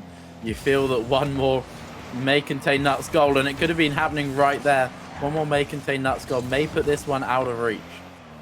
All right, well, 1.5 minutes. They've got the time to MTG, but for now, Nuts are holding on to it with all the pressure. Snowy can't find the net. A little bit off there, and now MTG racing forward, trying to make something up. Sweaty's done magnificently, but Darth not going to be bullied. Reads it calmly and will get a clear. Snowy now looking for the net. It's going to hit the crossbar. Anyone with the rebound? It's over To Die For. Darth is going to have to tidy up and reposition, recalibrate the attacking play. I certainly felt in that position that, you know, if that was old Pirates, if that was old Bravado, that To Die For would have been on the end of that one, and it just flicked over his head. There's still some moments like that where you can see that maybe they're not quite in tune, but Snowy doesn't need any assistance that time. If you're sometimes feeling a bit off, you're not quite landing with each other, you just need to go back to having full faith in yourself. Snowy hit that so powerful, always impossible to reach on the backboard. A scrumptious double tap, although Sweaty will be a little disappointed. He was there and missing the touch to get the clear to deny the double, but once he missed it, Snowy made no mistake. And now with a 3-goal lead, it's, well, you know, weird things happen, but a 3-goal lead given up by Nuts is not going to happen in the final 25 seconds or so as this game counts down. But it has been entertaining, and millennial times are here, but Snowy now. Okay, that was quite something. That'll come off the down, reading it off the ceiling, double off the ceiling into the net. Lovely way to end the game. Yeah, I certainly found that goal entertaining. Not sure the sort of entertainment that MTG were particularly looking for in this moment, and that is the moment where MTG now, they are hit with a slight reality check, as this game does end up getting a long way away from them, and May Contain Nuts maybe starting to find their groove. They do get to 2-1 up in the series. You feel that if there's any hope of the ridiculous happening, or even MTG taking a second game, it has to be the next one up. If they do let May Contain Nuts get to 3-1 in the series, you do feel that's when it's GG's job done. Yeah, I'm inclined to agree with you, and it is so 2 close games, and the point was made the last time these two met. There was 1 close game that NTG won, but in this series there were 2 close games. One they lost, one they won. But now we get into the more sort of convincing win territory, 6-2 to MCN. So I do get the feeling they're playing a little bit angry there in that game, and as I pointed out, it's honestly where they tend to do their best, and it wins them a lot of Rocket League game. Doesn't necessarily make them friends, but as the line goes, we're here to make money, not to make friends. Yeah, certainly making decent chunk of money. Now they're getting that one step closer to securing a grand final spot, and all of the money that comes with that. MTG, though, as weird as it is, after just losing a game 6-2, I feel that their spirits have got to be relatively high, right? They still shot 6 times, 0 found the net. Again, he's been clinical. They concede a lot of shots, concede a lot of goals, but having gone behind by 2 to then pull one back, take a keep close spell of play in the middle, May Contain Nuts sweat. There's a lot of positives to take, even if they ran up the scoreboard at the end. I'm convinced MTG are going to be in high spirits no matter what happened here. Even if they were swept, given how they've performed, I think they were going to be in high spirits. Taking a game, making it close, making it entertaining is going to be. Oh, look at this right off the kickoff. I want to see how this happened. I wasn't paying too much attention as they went for that. And it was just smashed by To Die For, and Snowy with a tight cheat finds the open net. Yeah, both teams cheated hard. And when you both cheat hard, it means that whoever wins the kickoff is going to get a big reward for that win. Instead, this time, May Contain Nuts go for a little fake. Could actually work out the 3-man passing play to Die For. Nearly some big kickoff shenanigans there to get the second. It's not usual that he's going to go for, hang on a moment, Snowy, what are you doing? That is disgusting. Look at this, coming out of the net. Oh my gosh. The power. The only word that we can use for that is sis, which is a wonderful South African word, which basically means, that was disgusting. The speed at which that just bulleted off of his car. Entirely unsavable. No one was ever going to get up there to contest it either. That's one of those where you just have to put your hands up and say, yeah, okay. They've done that to us. Fair enough. You know what? Let's go try win the next kickoff or something. Yeah, it does look like the MCN team finding their groove here. And once they do, it's almost impossible to drag them out of it. They'll take... Oh, my word! But look at this from Zero. You've been talking him up for the series. And look at how he finagles his way through here. Snowy gets a touch. Snowy, Zero, touch against the back wall. Reads its rebound and sneaks it past the last defender. Yeah, and he only had the ball at all because Ram opened it up with a bump. What else could you ask for? It's the MTG game plan in a nutshell. Ram opening up things with bumps. Zero nearly trying that himself this time. He was on bumps. Ram was on shooting. You need to swap them around, guys. Come on. All right. Well, almost a counter for MTG. It's kind of slowed down a little bit now, but Ram getting it forward. Zero's up, looking for something into the middle. Sweaty! Oh, he puts it wide. Snowy gets the clear, but the ball was traveling wide. But the build-up play, the team play, the passing play was fantastic. And when they get better at this as the season goes, it's going to be a delight to see. Zero! Oh my! Oh, there have been some wonderful goals here. Snowy's was filthy. This was just beautiful. Yeah, forget the future. Zero is here now. What a delivery from him. We talked about how you can't get the Making Team out of their groove. Well, they're back to 2-2, and they've won the kickoff. Ram, can he catch it? Does get 50-50 out there. No ridiculous turnaround. The only player on the MTG team that I feel a little sorry for is Sweaty Clarence, because they had that lovely team passing play. Snowy with the ridiculous save, and Sweaty was the one who hit the crossbar in the important game 1 moment. And then since then, he's had 2 or 3 really good shots that have been no fault of his shooting, that have been met with brilliant saves. And it always seems to be his that are meeting the brilliant saves. Man, oh man, this is, and we were talking about them being in high spirits. I think right now they, the Nuts team may be playing angry. You feel that MTG are just playing with some freedom. You know, the freedom of like, let's just go, let's enjoy ourselves out there. And it just seems to me that's how they're playing their Rocket League at the moment. Yeah, they could not be happier. And they're committing with confidence. I think the Making Team Nuts team are used to being respected way more than this. You see To Die For there got challenged so early by Zero. He couldn't really make anything of it. And that is the confidence you go up for when you're really feeling yourself. You believe in your capabilities. You believe that you are good enough to be on this pitch. And they're doing a pretty good job of proving it, you gotta say. They're doing a fantastic job. I mean, they are out there going toe-to-toe with the best team in the region, and a team fully expected to win most, if not all, of these regionals and go and represent SSA at Worlds. And here we have Millennial Times Gaming just as you being confident and not shrinking away from the challenge that they're faced with out there. It's wonderful to see. And long may it continue, and let's see if they can extend it to the point of taking a series, while leveling up the series to start here. Yeah, there's still, of course, a long way to go. They still are only 1 goal away potentially from facing 3 match points, but it really is. It's about the manner in which they're approaching this game, not even the result. Although Snowy could be ruining it, breaking their hearts. That time, just off to the side. I'm not convinced he had any angle which wasn't getting saved, though.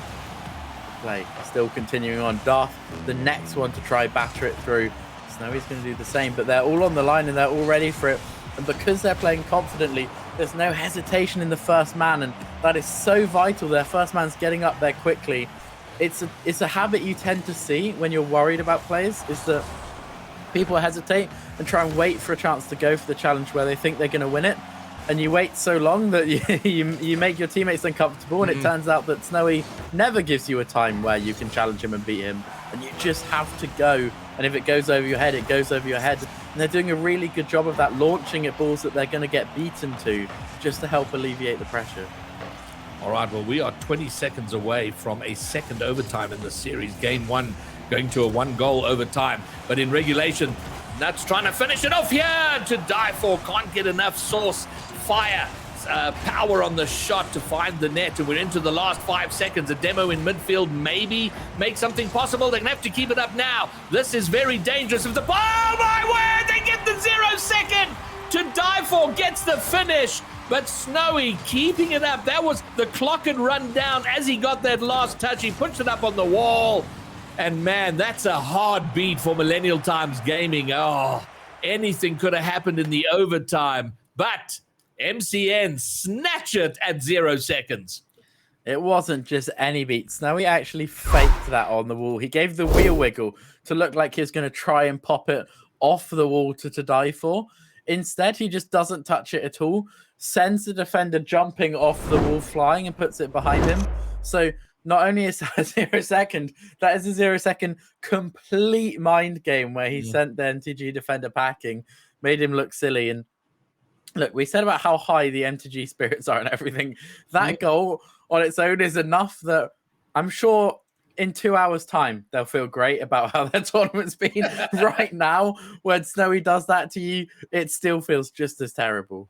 Well, it is kind of, when you're out, when you don't have the pressure on you and you're just out there to have like, guys, let's just go and have a great time.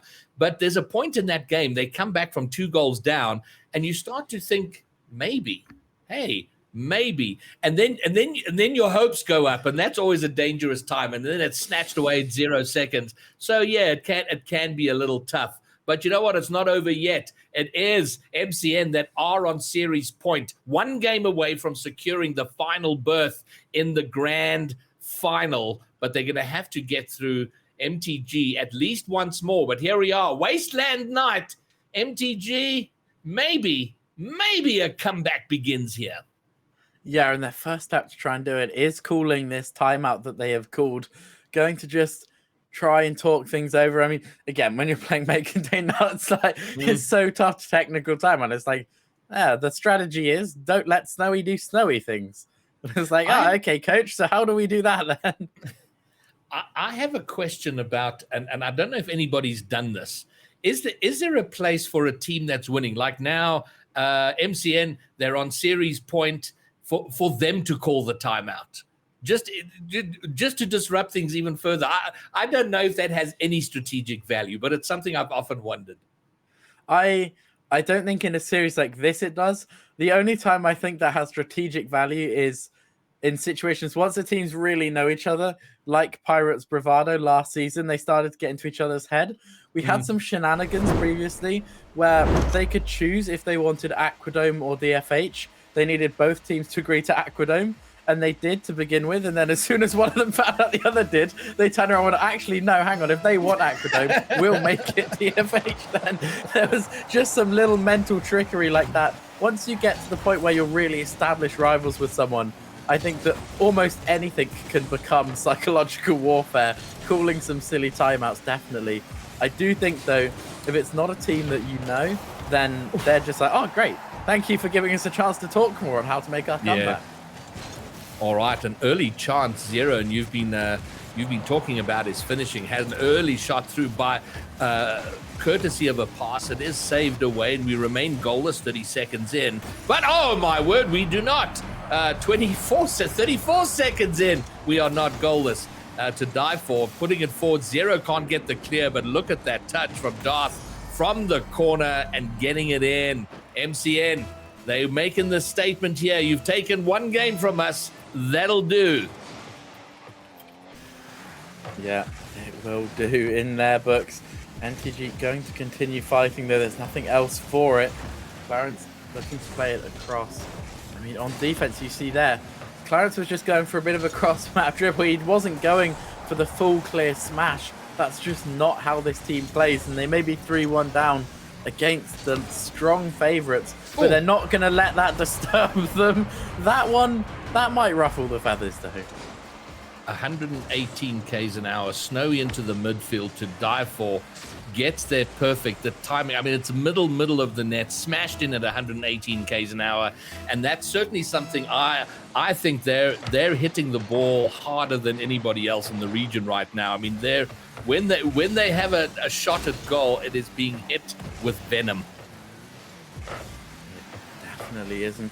Back getting reminiscent moments from game 3, I believe it was, where the game was okay, and then once the floodgates started to open for Make Contain Nuts, they just started to feel themselves and rack up goals quickly in a short space of time.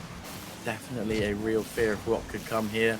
Now that they're so close to match point, closing out the series, some teams you say, you know, they're going to start to weaken up, feel some pressure, and you get to match point. These are not players who are unfamiliar with closing out series, though. Well, and that is such a big part of their game, I believe. that killer instinct. I touched on it a little bit yesterday. It's something I lack in anything I do competitively. This team not. When they see the finish line in their sights, they gallop toward it. They're like, okay, let's get it done.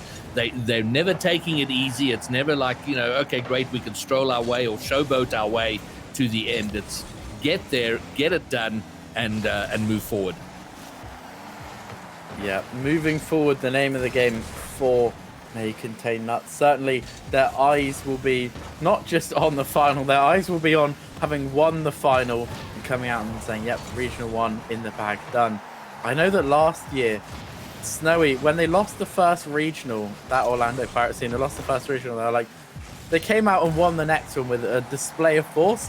And then Snowy came on the interview and said, yeah, we are pissed that we lost one regional. We should have been going 9-9. We're really unhappy that we lost one. Time to come back for more. You just know that before even asking him, Snowy's agenda coming into this season will be 9 regionals or nothing. And MTG are, in their eyes, just one more obstacle on their way to doing that. Yeah, and looking that way now, 3 goals in front. And looking really determined to get this wrapped up now. It's like, okay, MTG, you've done well. You've had your fun. We've had some entertainment. You scored some blinders against us, but we've got a final to get to, and we're running late to die for. Gonna make it a 4th.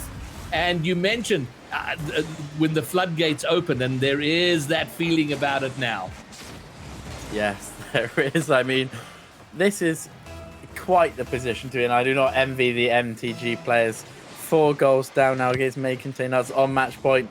They've had a great series, but in this position, you're like, oh, if we throw everything at this to try and make the impossible comeback, you just feel that you might lose it by 7 or 8, which does hurt, but it's all you can really afford to do. There's no point sitting back and accepting a 4-0 loss on match point. You may as well just go for it. Well, with 4 goals down, it is kitchen sink time. I mean, you got a minute 40. It's throw it all up, guys. Let's play the highest line we've ever played. Everybody up. Attention, attention, attention! That's and one. They've done just that. That's one. Sweaty Clarence. But the work here from Ram from his own corner, the flick, delicious. Sweaty picking it up. And what a great touch to get it past the last defender there. Okay, so that's one. And they get a kickoff goal here. Then things suddenly and very quickly get interesting. Yeah, I'm just really glad that I was referring earlier to how Sweaty had that one miss. And then after that, his shooting was dialed in and he just could not find any luck. Very happy for his sake to see him land not just a goal, but a really good finish as well. So nice to know that Sweaty has got it there. He's just, taking a moment to get it landed. But, I mean, yeah, we said this game a test for MTG. And that, even if they took 1 or 2 games, that could count as a pass. I certainly think, despite the fact that we're watching Game 5 at 5-1, this really has to feel like passing the test from MTG. Well, it's another best of 7 where it looks like we're not going to visit Neo Tokyo, which makes me a little sad. We'll have only one more opportunity to see a game on Neo Tokyo, if indeed we do it all. We're sub 1 minute now, and it is May Contain Nuts having the best game they've had of the series. What a pass back to dive for, setting it toward his own net round the corner so his teammate could clear. That was pretty groovy. Snowy on target, but Sweaty is there to take it away. And now it's pretty much rundown clock time. I mean, I think I'm a cautious caster at times, but even I'm going, no, I think they got this. Yeah, I'm not buying into the I think they've got this trade at the moment. Unless this, you mean Snowy possibly landing a 6th, in which case that I do have some belief in happening, Darth. We'll put it middle for that. And I mean, really, this is May Contain Nuts in a nutshell, right? They're 5-1 up. They're 3-1 up in the series. The game is won, and like, yeah, let's play a serious infield pass to try land the 6th. My word. Well, that will be that. The ball will bounce shortly and it'll be done. Almost an own goal to wrap it up. It's still up just for some fun and shenanigans. If there's a rule, whatever that one is, to keep the ball out, it was done. But that is it. Unsurprisingly, May Contain Nuts will be heading into the grand finals to meet, well, who would have thought Orlando Pirates, formerly known as Bravado Gaming. It's the finals rivalry we saw all of last season, and our second season in the RLCS is going to begin just as it left off, with those two teams going head to head with one another. And great series. Very encouraged by what Millennial Times have done here, though, Jota. Yeah, it really is. And as you say, for the final, we're moving on to chapter 2 of the great rivalry between what was Pirates and Bravado, now currently may contain Nuts and Pirates. But before we get onto that, I think we need to get Pyro J back in. I want to know his opinions on what he's just been seeing from MTG. All right. Well, Jota, you jumped the shark there, because we had decided that we were going to throw to break and then come back to the desk. So Pyro's not there. So we are going to throw to a break. We're going to come back with the final, and then we will have Pyro on the desk, because I do want his insight. We will get his opinion. We are absolutely going to get his possibly even long-winded opinions about what just went down. But that is it. It is grand finals time. That grand final coming up after the break, with Pyro back at the desk.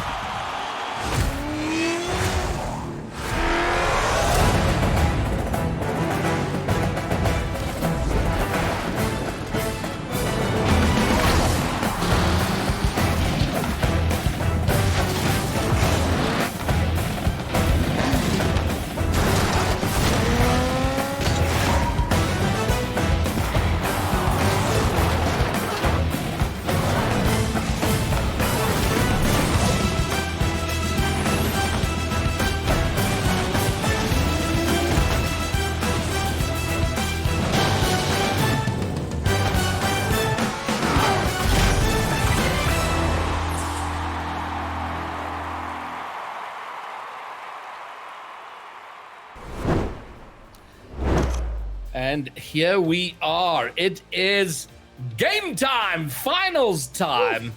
My word, we've already snaked our way, waiting so long for the season to start. It has started. We're at the grand final of the first regional, the fall open. And Pyro, first of all, your thoughts on MTG and how that series went down?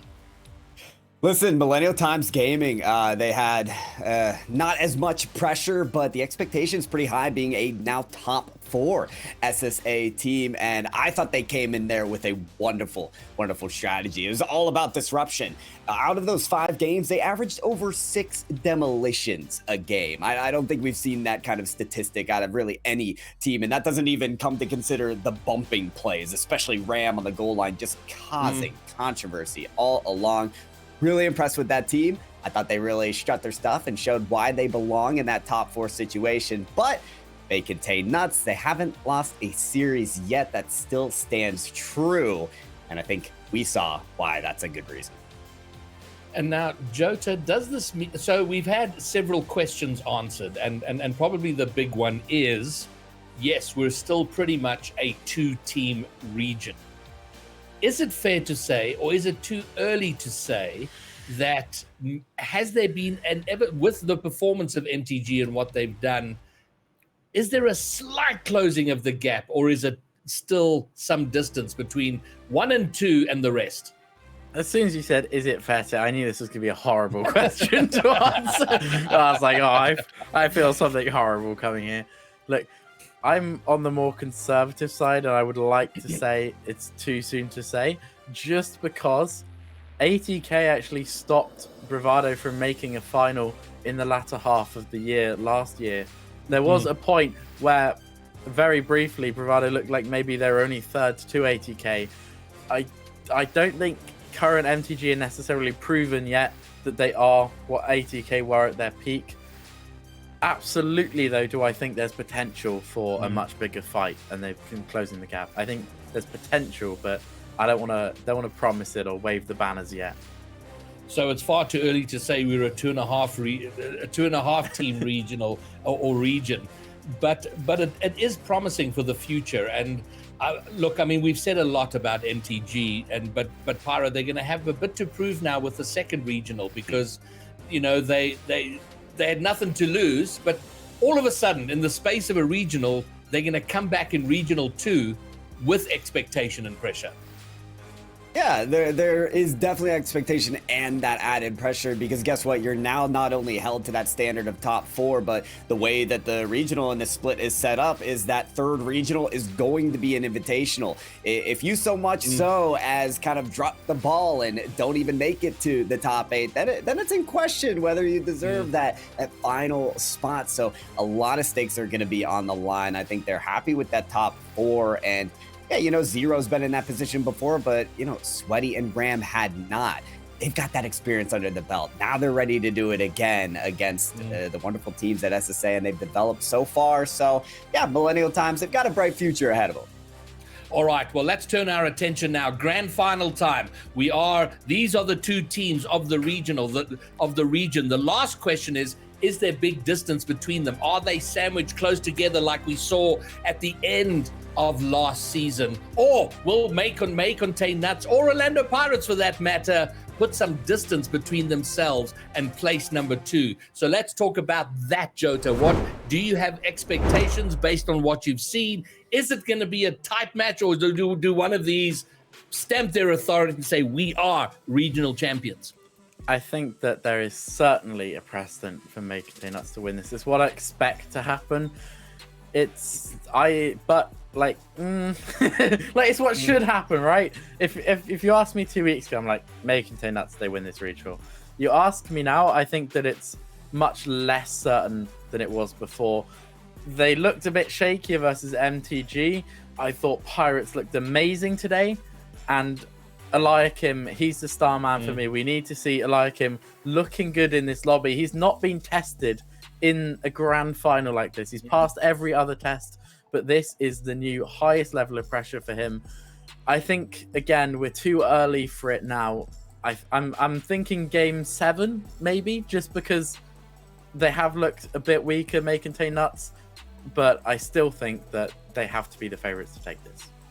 All right, and it is Eli, the only finals debutant on the field. So I'm taking that as a prediction from you, Jota. Pyro, your prediction? Very difficult prediction, but there's only one team who hasn't dropped a single series yet this season. That is May Contain Nuts. That is a team that is used to being the top of the leaderboard in this region, and that is my prediction. It will be narrow. It will be our closest match yet this season, but have me on May Contain Nuts. All right, well, it is time. Let's go, Commandos. Myself and Pyro bringing you the action in the big final. Here we are. It is time. Pyro, whatever our questions are, they're going to be answered in the next 20, 25, 30, 35, maybe 40 minutes, depending on how deep this goes. We'll see. We've only had a 5-game series in these best of 7 so far in the top 8 of this regional. So we're all destined. We're all waiting for that series that goes the distance. And here we are in classic SSA fashion. We've got May Contain Nuts and Orlando Pirates here. 5 of the 6 only regional winners of the last season take the field today here on this series court. Game 1 begins. And my only hope is to see Neo Tokyo for a game 6 at the very least. And I mean, these guys have got to know each other so well by now, you know, with the size of the region, the amount of scrimming, the amount of times they've played the entire last season to die for, coming from the previous Bravado team to join Orlando Pirates. So they know each other so well. So there shouldn't be a lot of time of trying to sniff each other out there. It's just, let's get to business. Let's go and score. Darth has an open net. The pass to the middle. Snowy gets a weird angle. Doesn't get a great, powerful shot, but enough to get it under the last defender. And it is May Contain Nuts with the opener. Snowy and 50/50s, name a more iconic duo. He's been winning them all day long, and he's just a better position player on that play. No better way to make a first impression than that player right there, Snowy, making their mark. You do say, Greybeard, that these players, they're familiar with each other, but the one elephant in the room has to be mentioned. There's one X factor on this field, Eliakim. Been slotting double taps all regional long. Seems to be one of the players that is setting the tempo, setting the pace of play throughout this series. May set up their team on this play as well. The assist coming from Eliakim. Happy Meal with the quick response. Well, we hear about Caster Curse, but you called that into existence there, Eliakim, getting very involved, taking it high around the corner and slotting it down perfectly for Happy Meal to send home the finish, the goal. It's a level game. And the dead ball on kickoff, both teams cheating, both teams getting equal pressure on the ball twice to see it dead. And now we're kind of reset. We reset in all respects, except we're a minute and a half closer to the end. Oh my goodness. Forget about the reset. Forget about the equal positioning. Happy Meal. Right place, right time, beating Darth to that 50/50. And, you know, listen, we talked so much about Happy Meal being the foundation of this Orlando Pirates team, Greybeard, but in many ways, he's stepped up to spearhead their offense. I feel like he's ready to make those moments count. All right, and now immediately Nuts are under a bit of defensive pressure right after the kickoff. They have gotten it clear. Happy Meal should get on the end of the gets it pass to die for, but no one there to receive or do anything with it. Snowy's eliminated. There was a passing play developing, but between the demo and the whiff, it comes to nothing. And it is Orlando Pirates, after conceding early, who are now have a lead, a 1-goal lead, maybe a 2-goal. Oh, it's a little bit scrappy in front of the Nuts net, but Darth will finally relieve the pressure.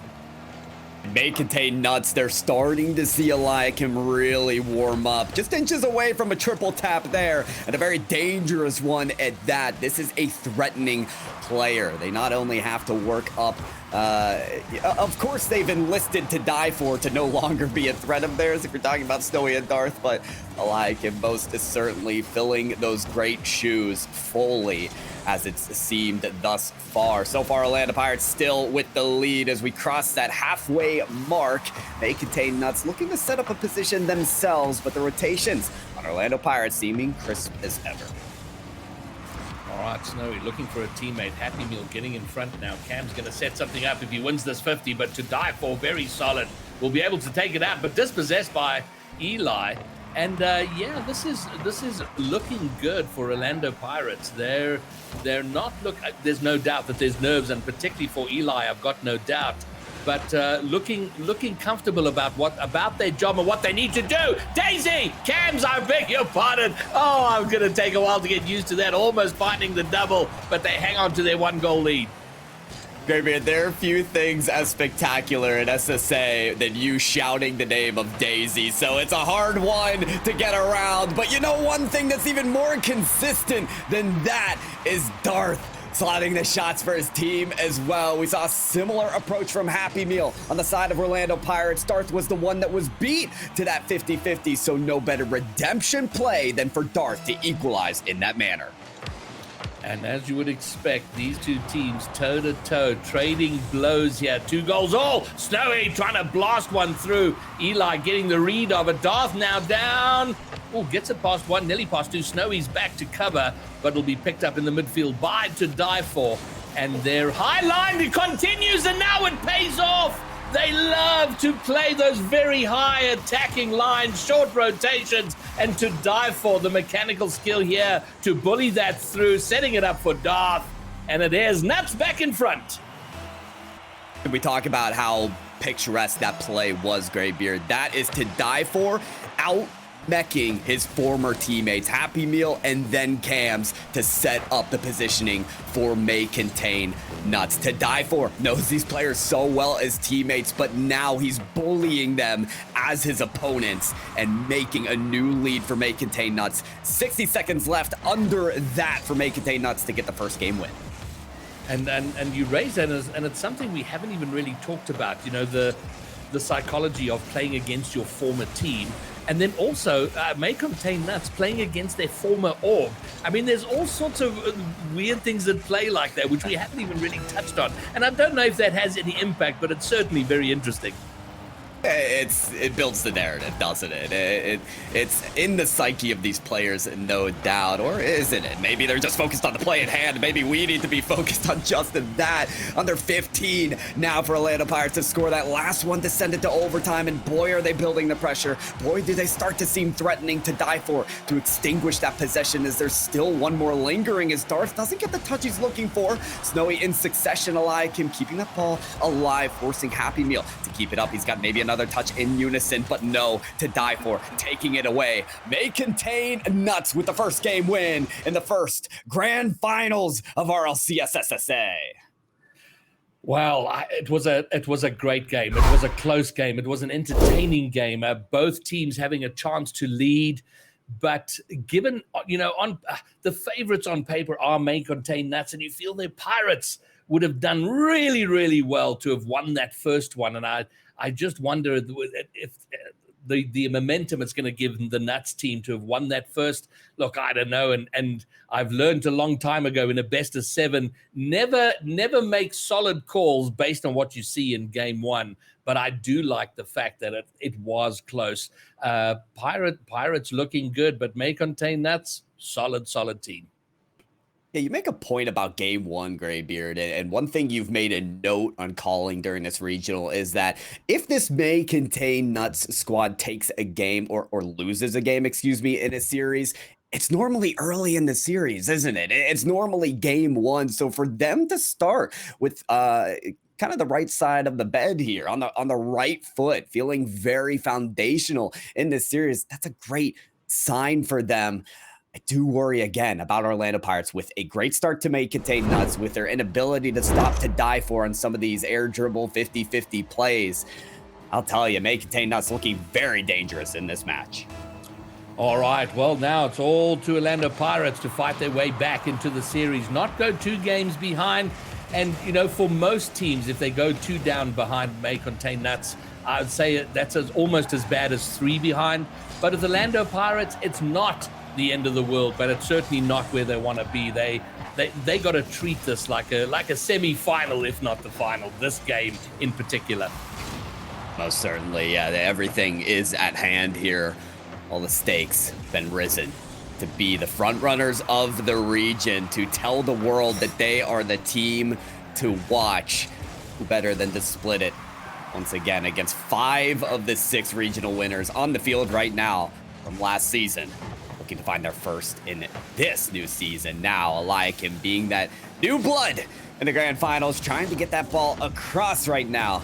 They contain nuts, no simple task. And it amazes me, both of these teams love to play so high up, you know.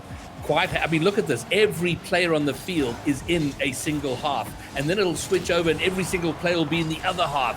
It is so aggressive and so much sort of faith in their ability to recover quick enough to get back should there be an issue. It's certainly an aspect of higher level Rocket League play that, you know, it just terrifies me as a player myself to see these guys so high up. Ooh. And high up, the defenders had to go to deny the passing play. Darth wanted that shot to slot through, but Orlando Pirates and their defense has looked exceptional, especially when you consider their latest match against Reformed. Conceded very few goals. They are going to have to allow a concession here. It's to die for, to beat out the defense there, score. And To Die For and Cams are mates there, but my word, To Die For was lightning quick to get to that ball first, getting the beat on Cams and finding the open net. And as they did in game 1, they get the opening goal. To Die For, lightning quick off the kickoff. He is so fast, so quick. The fake from Darth, the finish from Snowy. This is exactly what you do not want if you're Orlando Pirates. It's May Contain Nuts getting fired up. And they're firing on all cylinders as well. You can tell every player unafraid to press up on that possession. That's the confidence of this team right now. The confident team of May Contain Nuts is a dangerous one, no doubt, and it's forcing Orlando Pirates to get very quick on the defense. Eliakim had to surge up to that save. They're already on their back third once again. To Die For. Oh my goodness, just dunking down 50-50 after each and every challenge, looking menacing.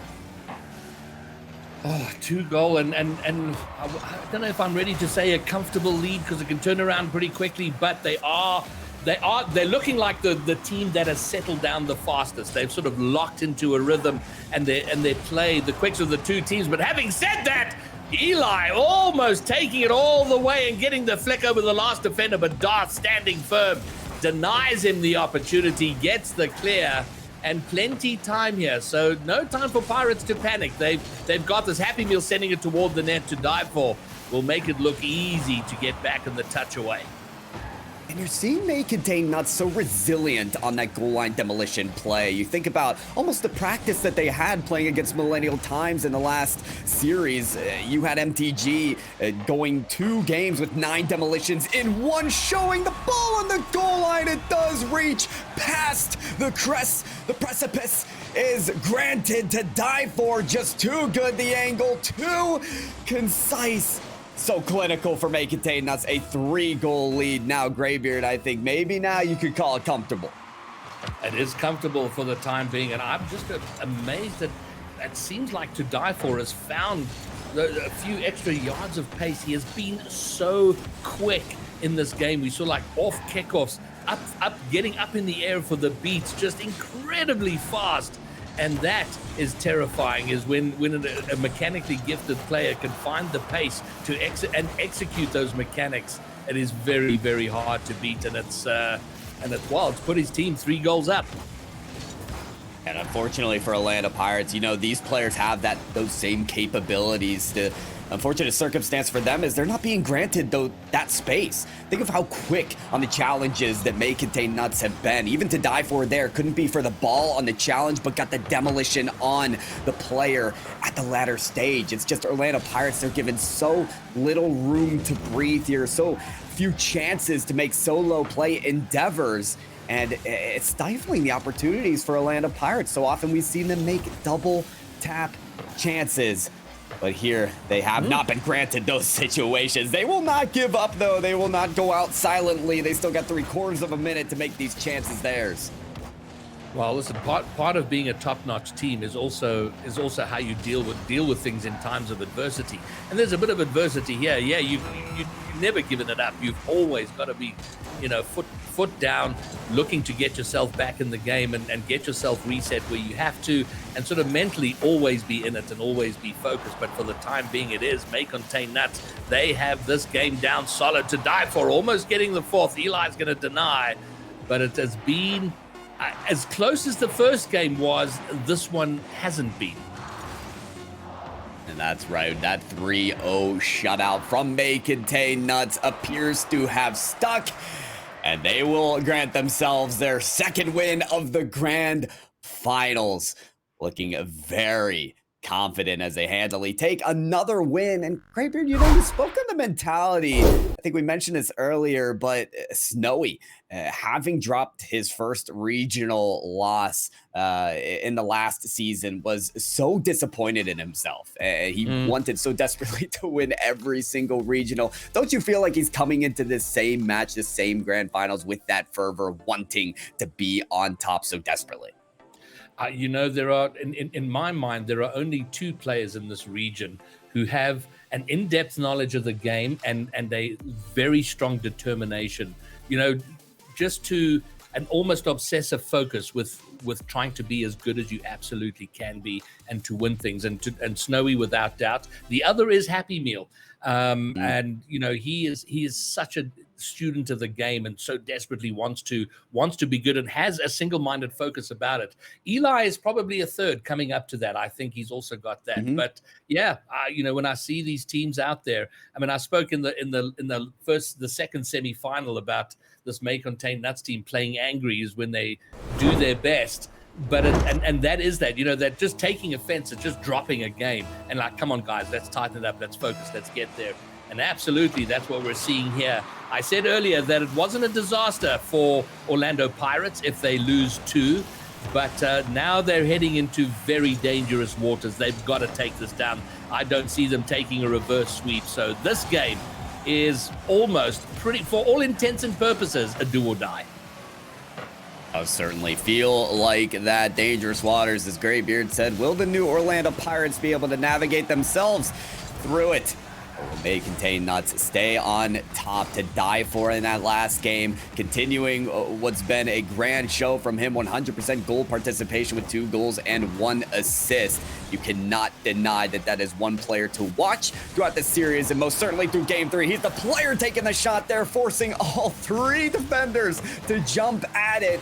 Orlando Pirates, they're feeling the chaos in this Game 3 already and early on. All right, and then an uncharacteristic miss there from Eli in the midfield, which might have led to something. It's just an indication that not feeling things as well as he was in the semi-final against Reform. And very quickly, they've got to find a way to click to get themselves finding each other and pulling off the plays that we saw them do so well against the Reform team. But easier said than done against a team that is high-paced and just coming at you and giving you no space, no room, no second look at the ball. And to die for, once again, being that player to champion that effort, had the flip reset in the extra 50-50. Those extra challenges, those extra touches from To Die For have granted so much possession time for May Contain Nuts in this series. And he's the one being provided the space as well. In a sense, they're just feeding the beast that is To Die For. Darth looking massive on that 50-50, trying to get the exchange over to Snowy, but he's not able to connect for a shot. Cam's leading that ball into a dangerous territory. Not the touch they're looking for. Snowy is gonna make them pay. To Die For again, setting that up there, but Cams is gonna be slamming his head on the desk like, oh, that would have been a wonderful pass from a nuts player to put it in there for the finish. Snowy getting it, and it is for the 3rd consecutive game. May Contain Nuts who take the opening goal. That's part of the storyline for May Contain Nuts. This is a team you just cannot make mistakes on. We've criticized a lot of teams in this region for not making the moments count. When your opponents expose those vulnerabilities, how do you punish them? They contain nuts. They are always ready to pounce on those opportunities and will not let them go shy. So a first win for them, and maybe a signal for May Contain Nuts to just play very consistent, play very composed, and wait for those vulnerabilities to expose themselves once again. Well, first priority, obviously, for Orlando Pirates is don't concede again. Be very cautious. Lock it up at the back. Make sure you're covering your end there. No need to panic. Keep it to 1 goal, because there will always be opportunities, little cracks that you can force your way through to find an equalizing goal. There's been a bump high in the air, but Cams is going to come in and tidy up and make sure it doesn't come to anything. But now Snowy with the ball, and this is better from Pirates. They're closing down quickly, but they're doing all of that from a defensive position. They've got to now be doing that in the opposing third of the field to find the Nuts net. Incredibly true. We've spent so little time in Orlando Pirates, their opponent's third of the field. They do need more possession time. In that sense, Eliakim waiting for the perfect time to send that monster of a flick downfield. It could enable this team to crash the boards. Happy Meal doing exactly that, but the angle not perfect. Wants so desperately to continue that possession, but to die for on the other side, beating out the 50-50. It's a breakaway chance, earns another goal for May Contain Nuts. Oh dear, this is not good. Happy realizing, you know, he's a solid defender, but he plays quite a high defensive line. And once it gets past him, there's always a massive threat on the net. And there it goes. The 50 goes poorly for him. And he was back to the ball. And now 2 ahead. And this is concerning times for the new Orlando Pirates team. Well, certainly is. And with few chances at the other side of the field, we're talking about 1 registered shot right now in game number 3 for Orlando Pirates. That is not what it takes to defeat this credited super team of SSA. Are they gonna look like just that? No Cams. Redemption play on the defensive side to make a diving save there. Maybe enabling Eliakim on the other side. There's gotta be a follow and quick. Orlando Pirates, the quickness, the speed, it's gotta be there. Demolition on the side. It's from to die for, but appears out of position. Just not on target, so it's not as threatening as it may have been. Orlando Pirates, the Demolition's coming out once again. Eliakim taking this 50 slow, but a bit too slow to die for. Just reaching at new heights, forcing the chaos to ensue along the goal line. And it's the beast of to die for to score once again. He's just so quick, and he's just one of those players that your heart sinks the moment you see him with the ball, and you're like, okay, I need to be on my toes here. And he forces those sorts of mistakes, that chaos, as you put it, on the goal line. And there it is again. And May Contain Nuts once more with a 3-0 lead. Darth, he misses. Oh, but it's going to go in. And it's now a 4-0 lead for May Contain Nuts. The Goliath. Oh my, Darth. Incredible touch. And a slam down to the dive for the give and go. The game is sealed, but their dominance only stretches further. May Contain Nuts will take no prisoners in this grand finals. They don't want the win. They want the dominant streak. They want the sweep in this series. No doubt they take another step further to do just that. Game 3 in the hands. And the driver's seat is granted to May Contain Nuts. They are at match point for the first regional championship of RLCS 2022-23. Sure. You know, it is starting. Okay, our last question. When we had many when this all started on Friday night.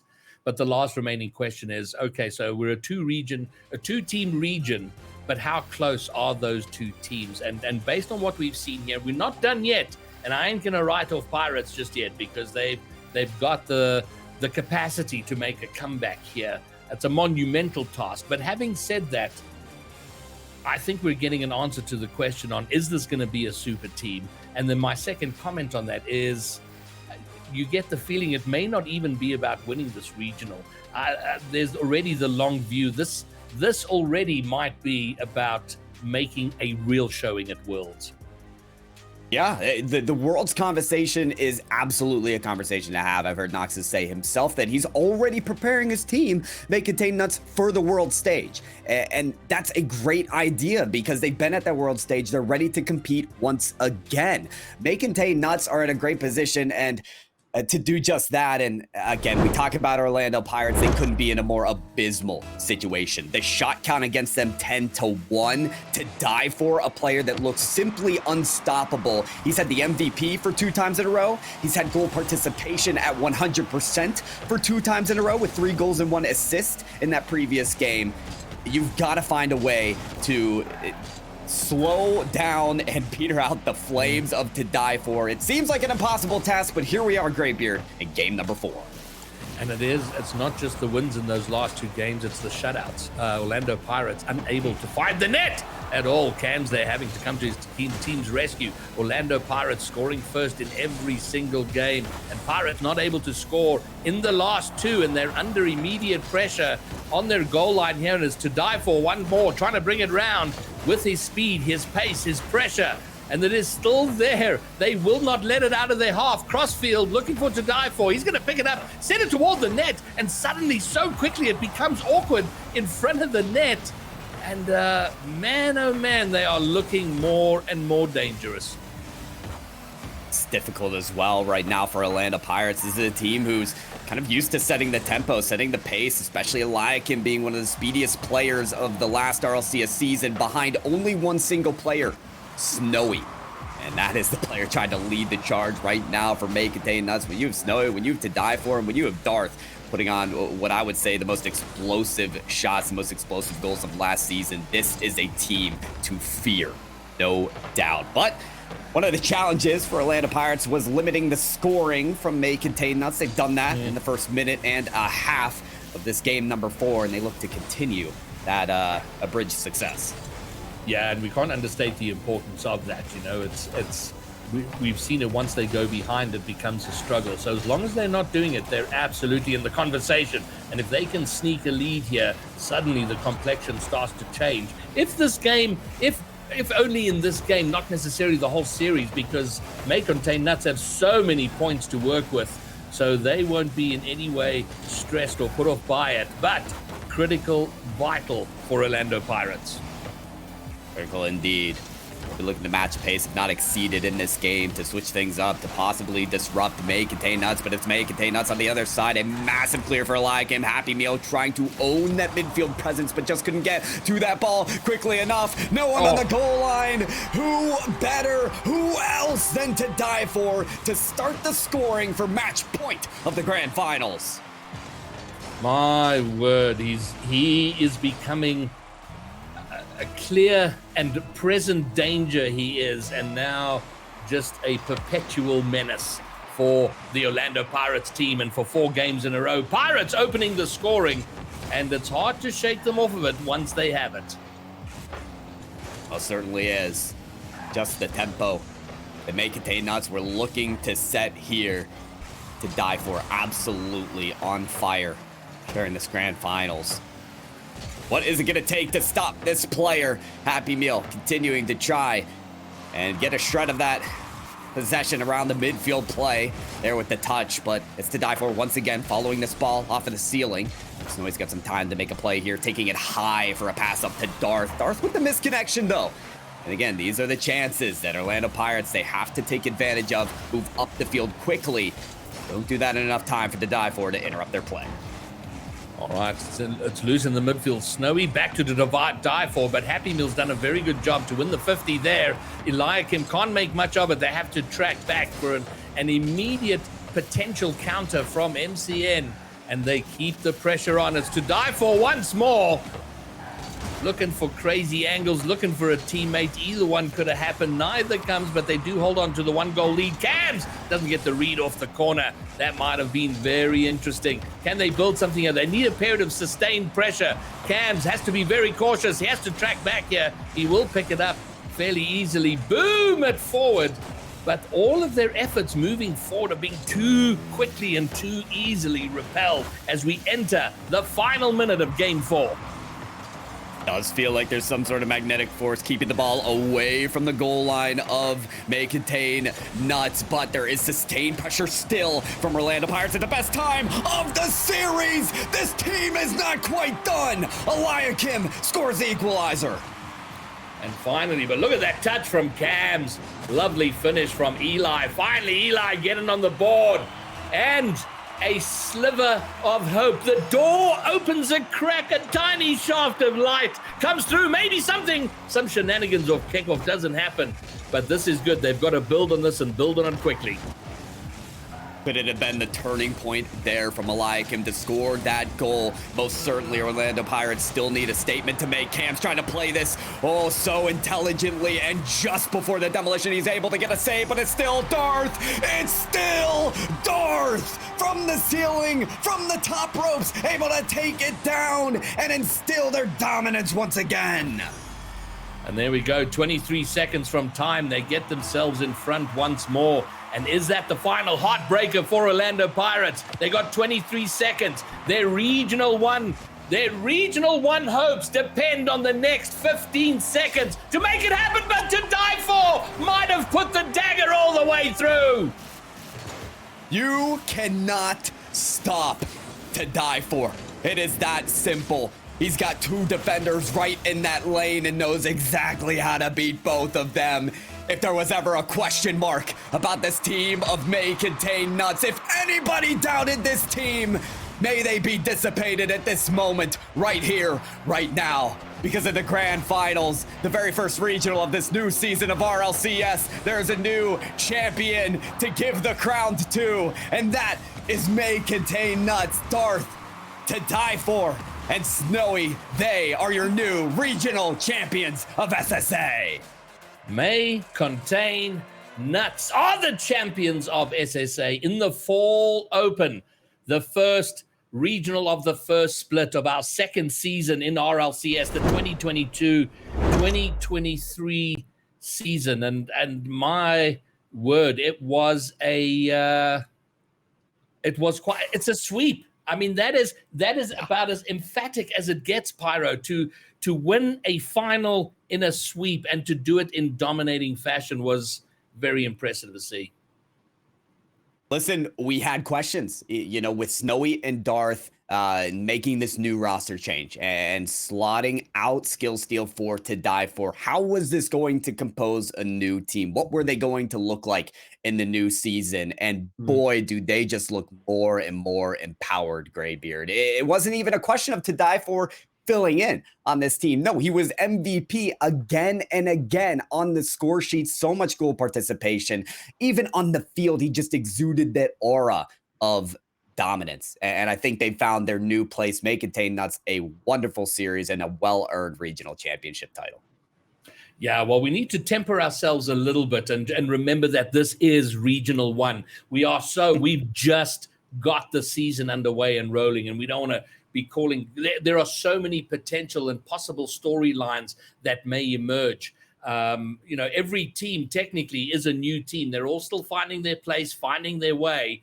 But right out the gate, we see that the top two teams are the top two teams we had all of last season. But maybe May Contain Nuts, with the addition of To Die For now, taking that step to another level. It does appear to be on another level. You're right, Graybeard. We've got to look at the long term. This is the first regional of a long, long season, and with the roster mania being the absolute earthquake that it was, shaking up the rosters of SSA. I mean, you only have very few teams that kept two players on their same roster, and it was those two teams right there that we saw in the grand finals. Arguably, the team's best position to be to have that inertia, that same dominance that they had in the last season. So you're right. There are a lot of teams still getting that makeup to work for them. And I think, Graybeard, we do have a long season ahead of us. All right, fine. I think we're going to go take a break. We are going to have an interview. We're going to get Snowy in here for a quick wrap-up interview. And then that will be the conclusion of the grand opening of the first regional. So interview with Snowy after this short break.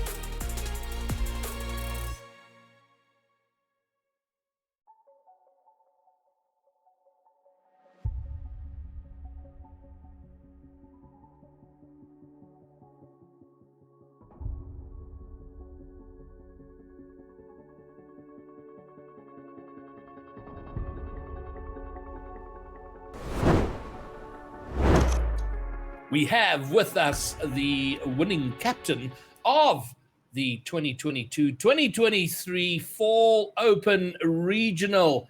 Snowy, I'm not going to ask you how you feel, because obviously you're happy that you won, but are you satisfied with the manner in which you accomplished the victory? Yeah, I'm pretty satisfied. You can never be disappointed with the sweep in the grand final. But with that being said, we did drop some games here and there throughout the rest of the tournament, so that's something to work on for next time. Okay. Yeah, like you're having fun with that one. You're like, oh, sorry, not good enough. Everyone watching, we'll 4-0 you next time. I like the sentiment. Do you have to ask you the question of, is that how you choose to keep motivated? Like, how do you stay focused on the grind when you're staying at the top for so long? Well, it's not really something that needs to be there for motivation. I've said before that I'm pretty motivated just to win. And, you know, as time goes on, RLCS and Rocket League in general becomes bigger and bigger in our region. And I think the last season where, you know, particularly recently where we went to Gamers 8, I went and watched the London Major, and obviously being at Worlds as well. All of that happening recently is kind of like, it's opened my eyes even more to that this is actually quite a big thing.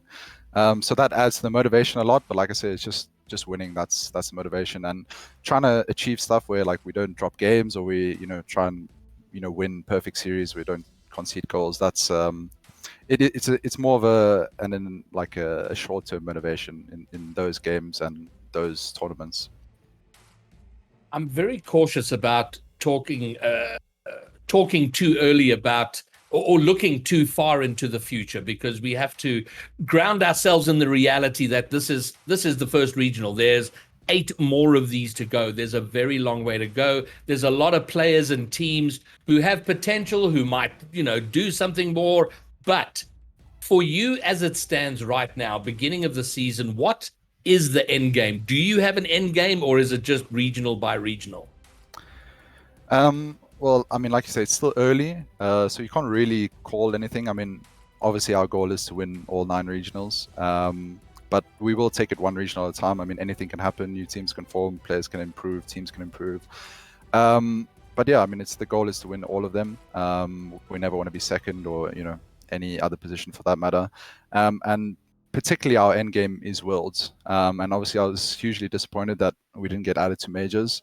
So now our main focus turns to Worlds at the end of the year. And this roster, Darth, myself, and To Die For, is very specifically designed to make some impact at Worlds. You know, being there recently and seeing the sort of level and, you know, the distance that we have to gain, it made me realize that we have to make a proper team. And you know, I couldn't ask for a better team. My teammates are 2 of the best players in the country, and they could even be in the world, you know, given more opportunity.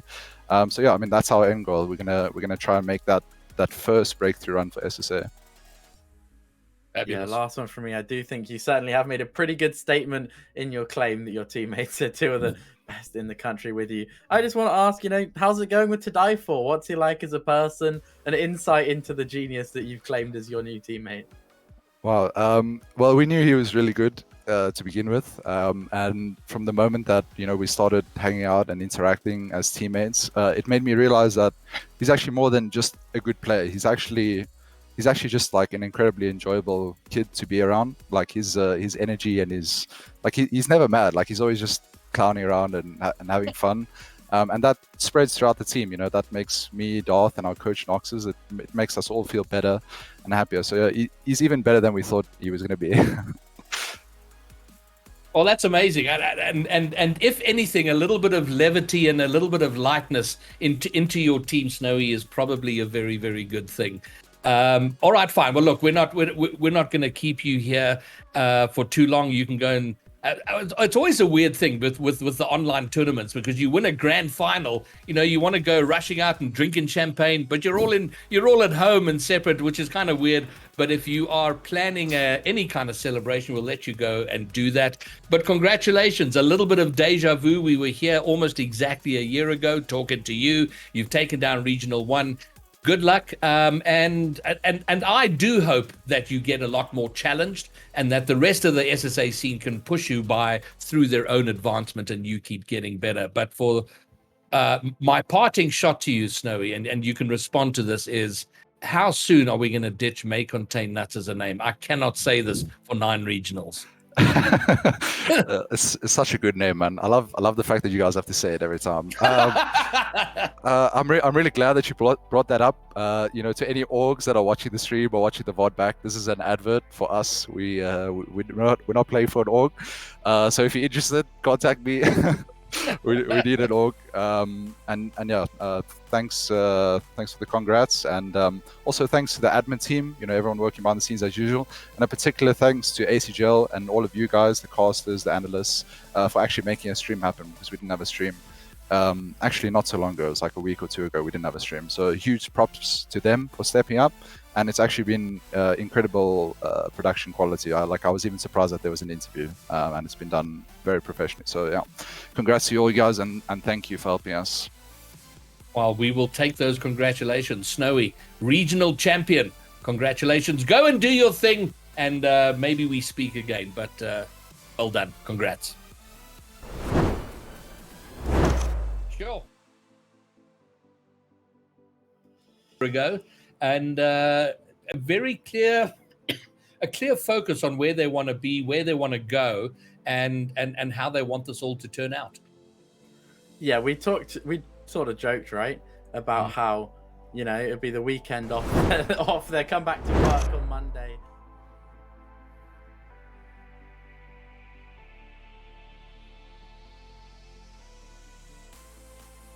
It felt so routine from them. You do know they must get more challenged going forwards. It has to happen. But I mean, what a marker to lay down for the rest of the region. Pyro, you saw it play out. You listened to the interview. Yeah. Let's have your wrap up of the weekend's activities. It is so difficult to wrap up a regional that I think this scene has been waiting to happen for so long. We have teams just breaking out. Millennial Times Gaming farther than we could ever imagine. We have teams that maybe didn't step up as far as we expected them to do so, in terms of maybe Apex Gaming or White Rabbit Gaming, who probably wanted to be in that top 4 situation, who had only lost May Contain Nuts at that sense. But I want to focus on the winners at hand, May Contain Nuts. I think this spoke so much farther than just SSA. This is a team that is trying to push the boundaries, that is trying to get better quicker than anyone else in the region. Why? Because they're not just focused on SSA, they're focused at the world stage. And that forces a lot of the rest of the SSA teams to keep up with them. And I think it's great, because it's going to accelerate this region to go farther than their greatest imagination. So really happy with how the regional went today. And boy, I can't wait for more. Fantastic stuff. Pyro, thank you. And Jota, your closing statement for the weekend. Oh, you're putting pressure to make this come up neatly together. When you know what? How can I come up with something neat when I've been left speechless all day by the quality? I really do think that it's a sign to everyone playing that MTG, the sort of players no one really respected. No one had a lot of respect for the quality of players like Ram. They found their combo, made everything work. And I think that is a sign to all the players who are on that sort of disrespected level that they can find their combo. There is potential to hugely shoot up the leaderboards.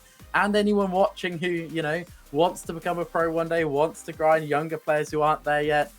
This has been a great regional to demonstrate that, it's open for opportunities. We got new players in the final, Eliakim in his first final. We got 3 new players who've never made semi-finals before. In SSA, the goalposts are constantly shifting, and there's always new opportunities.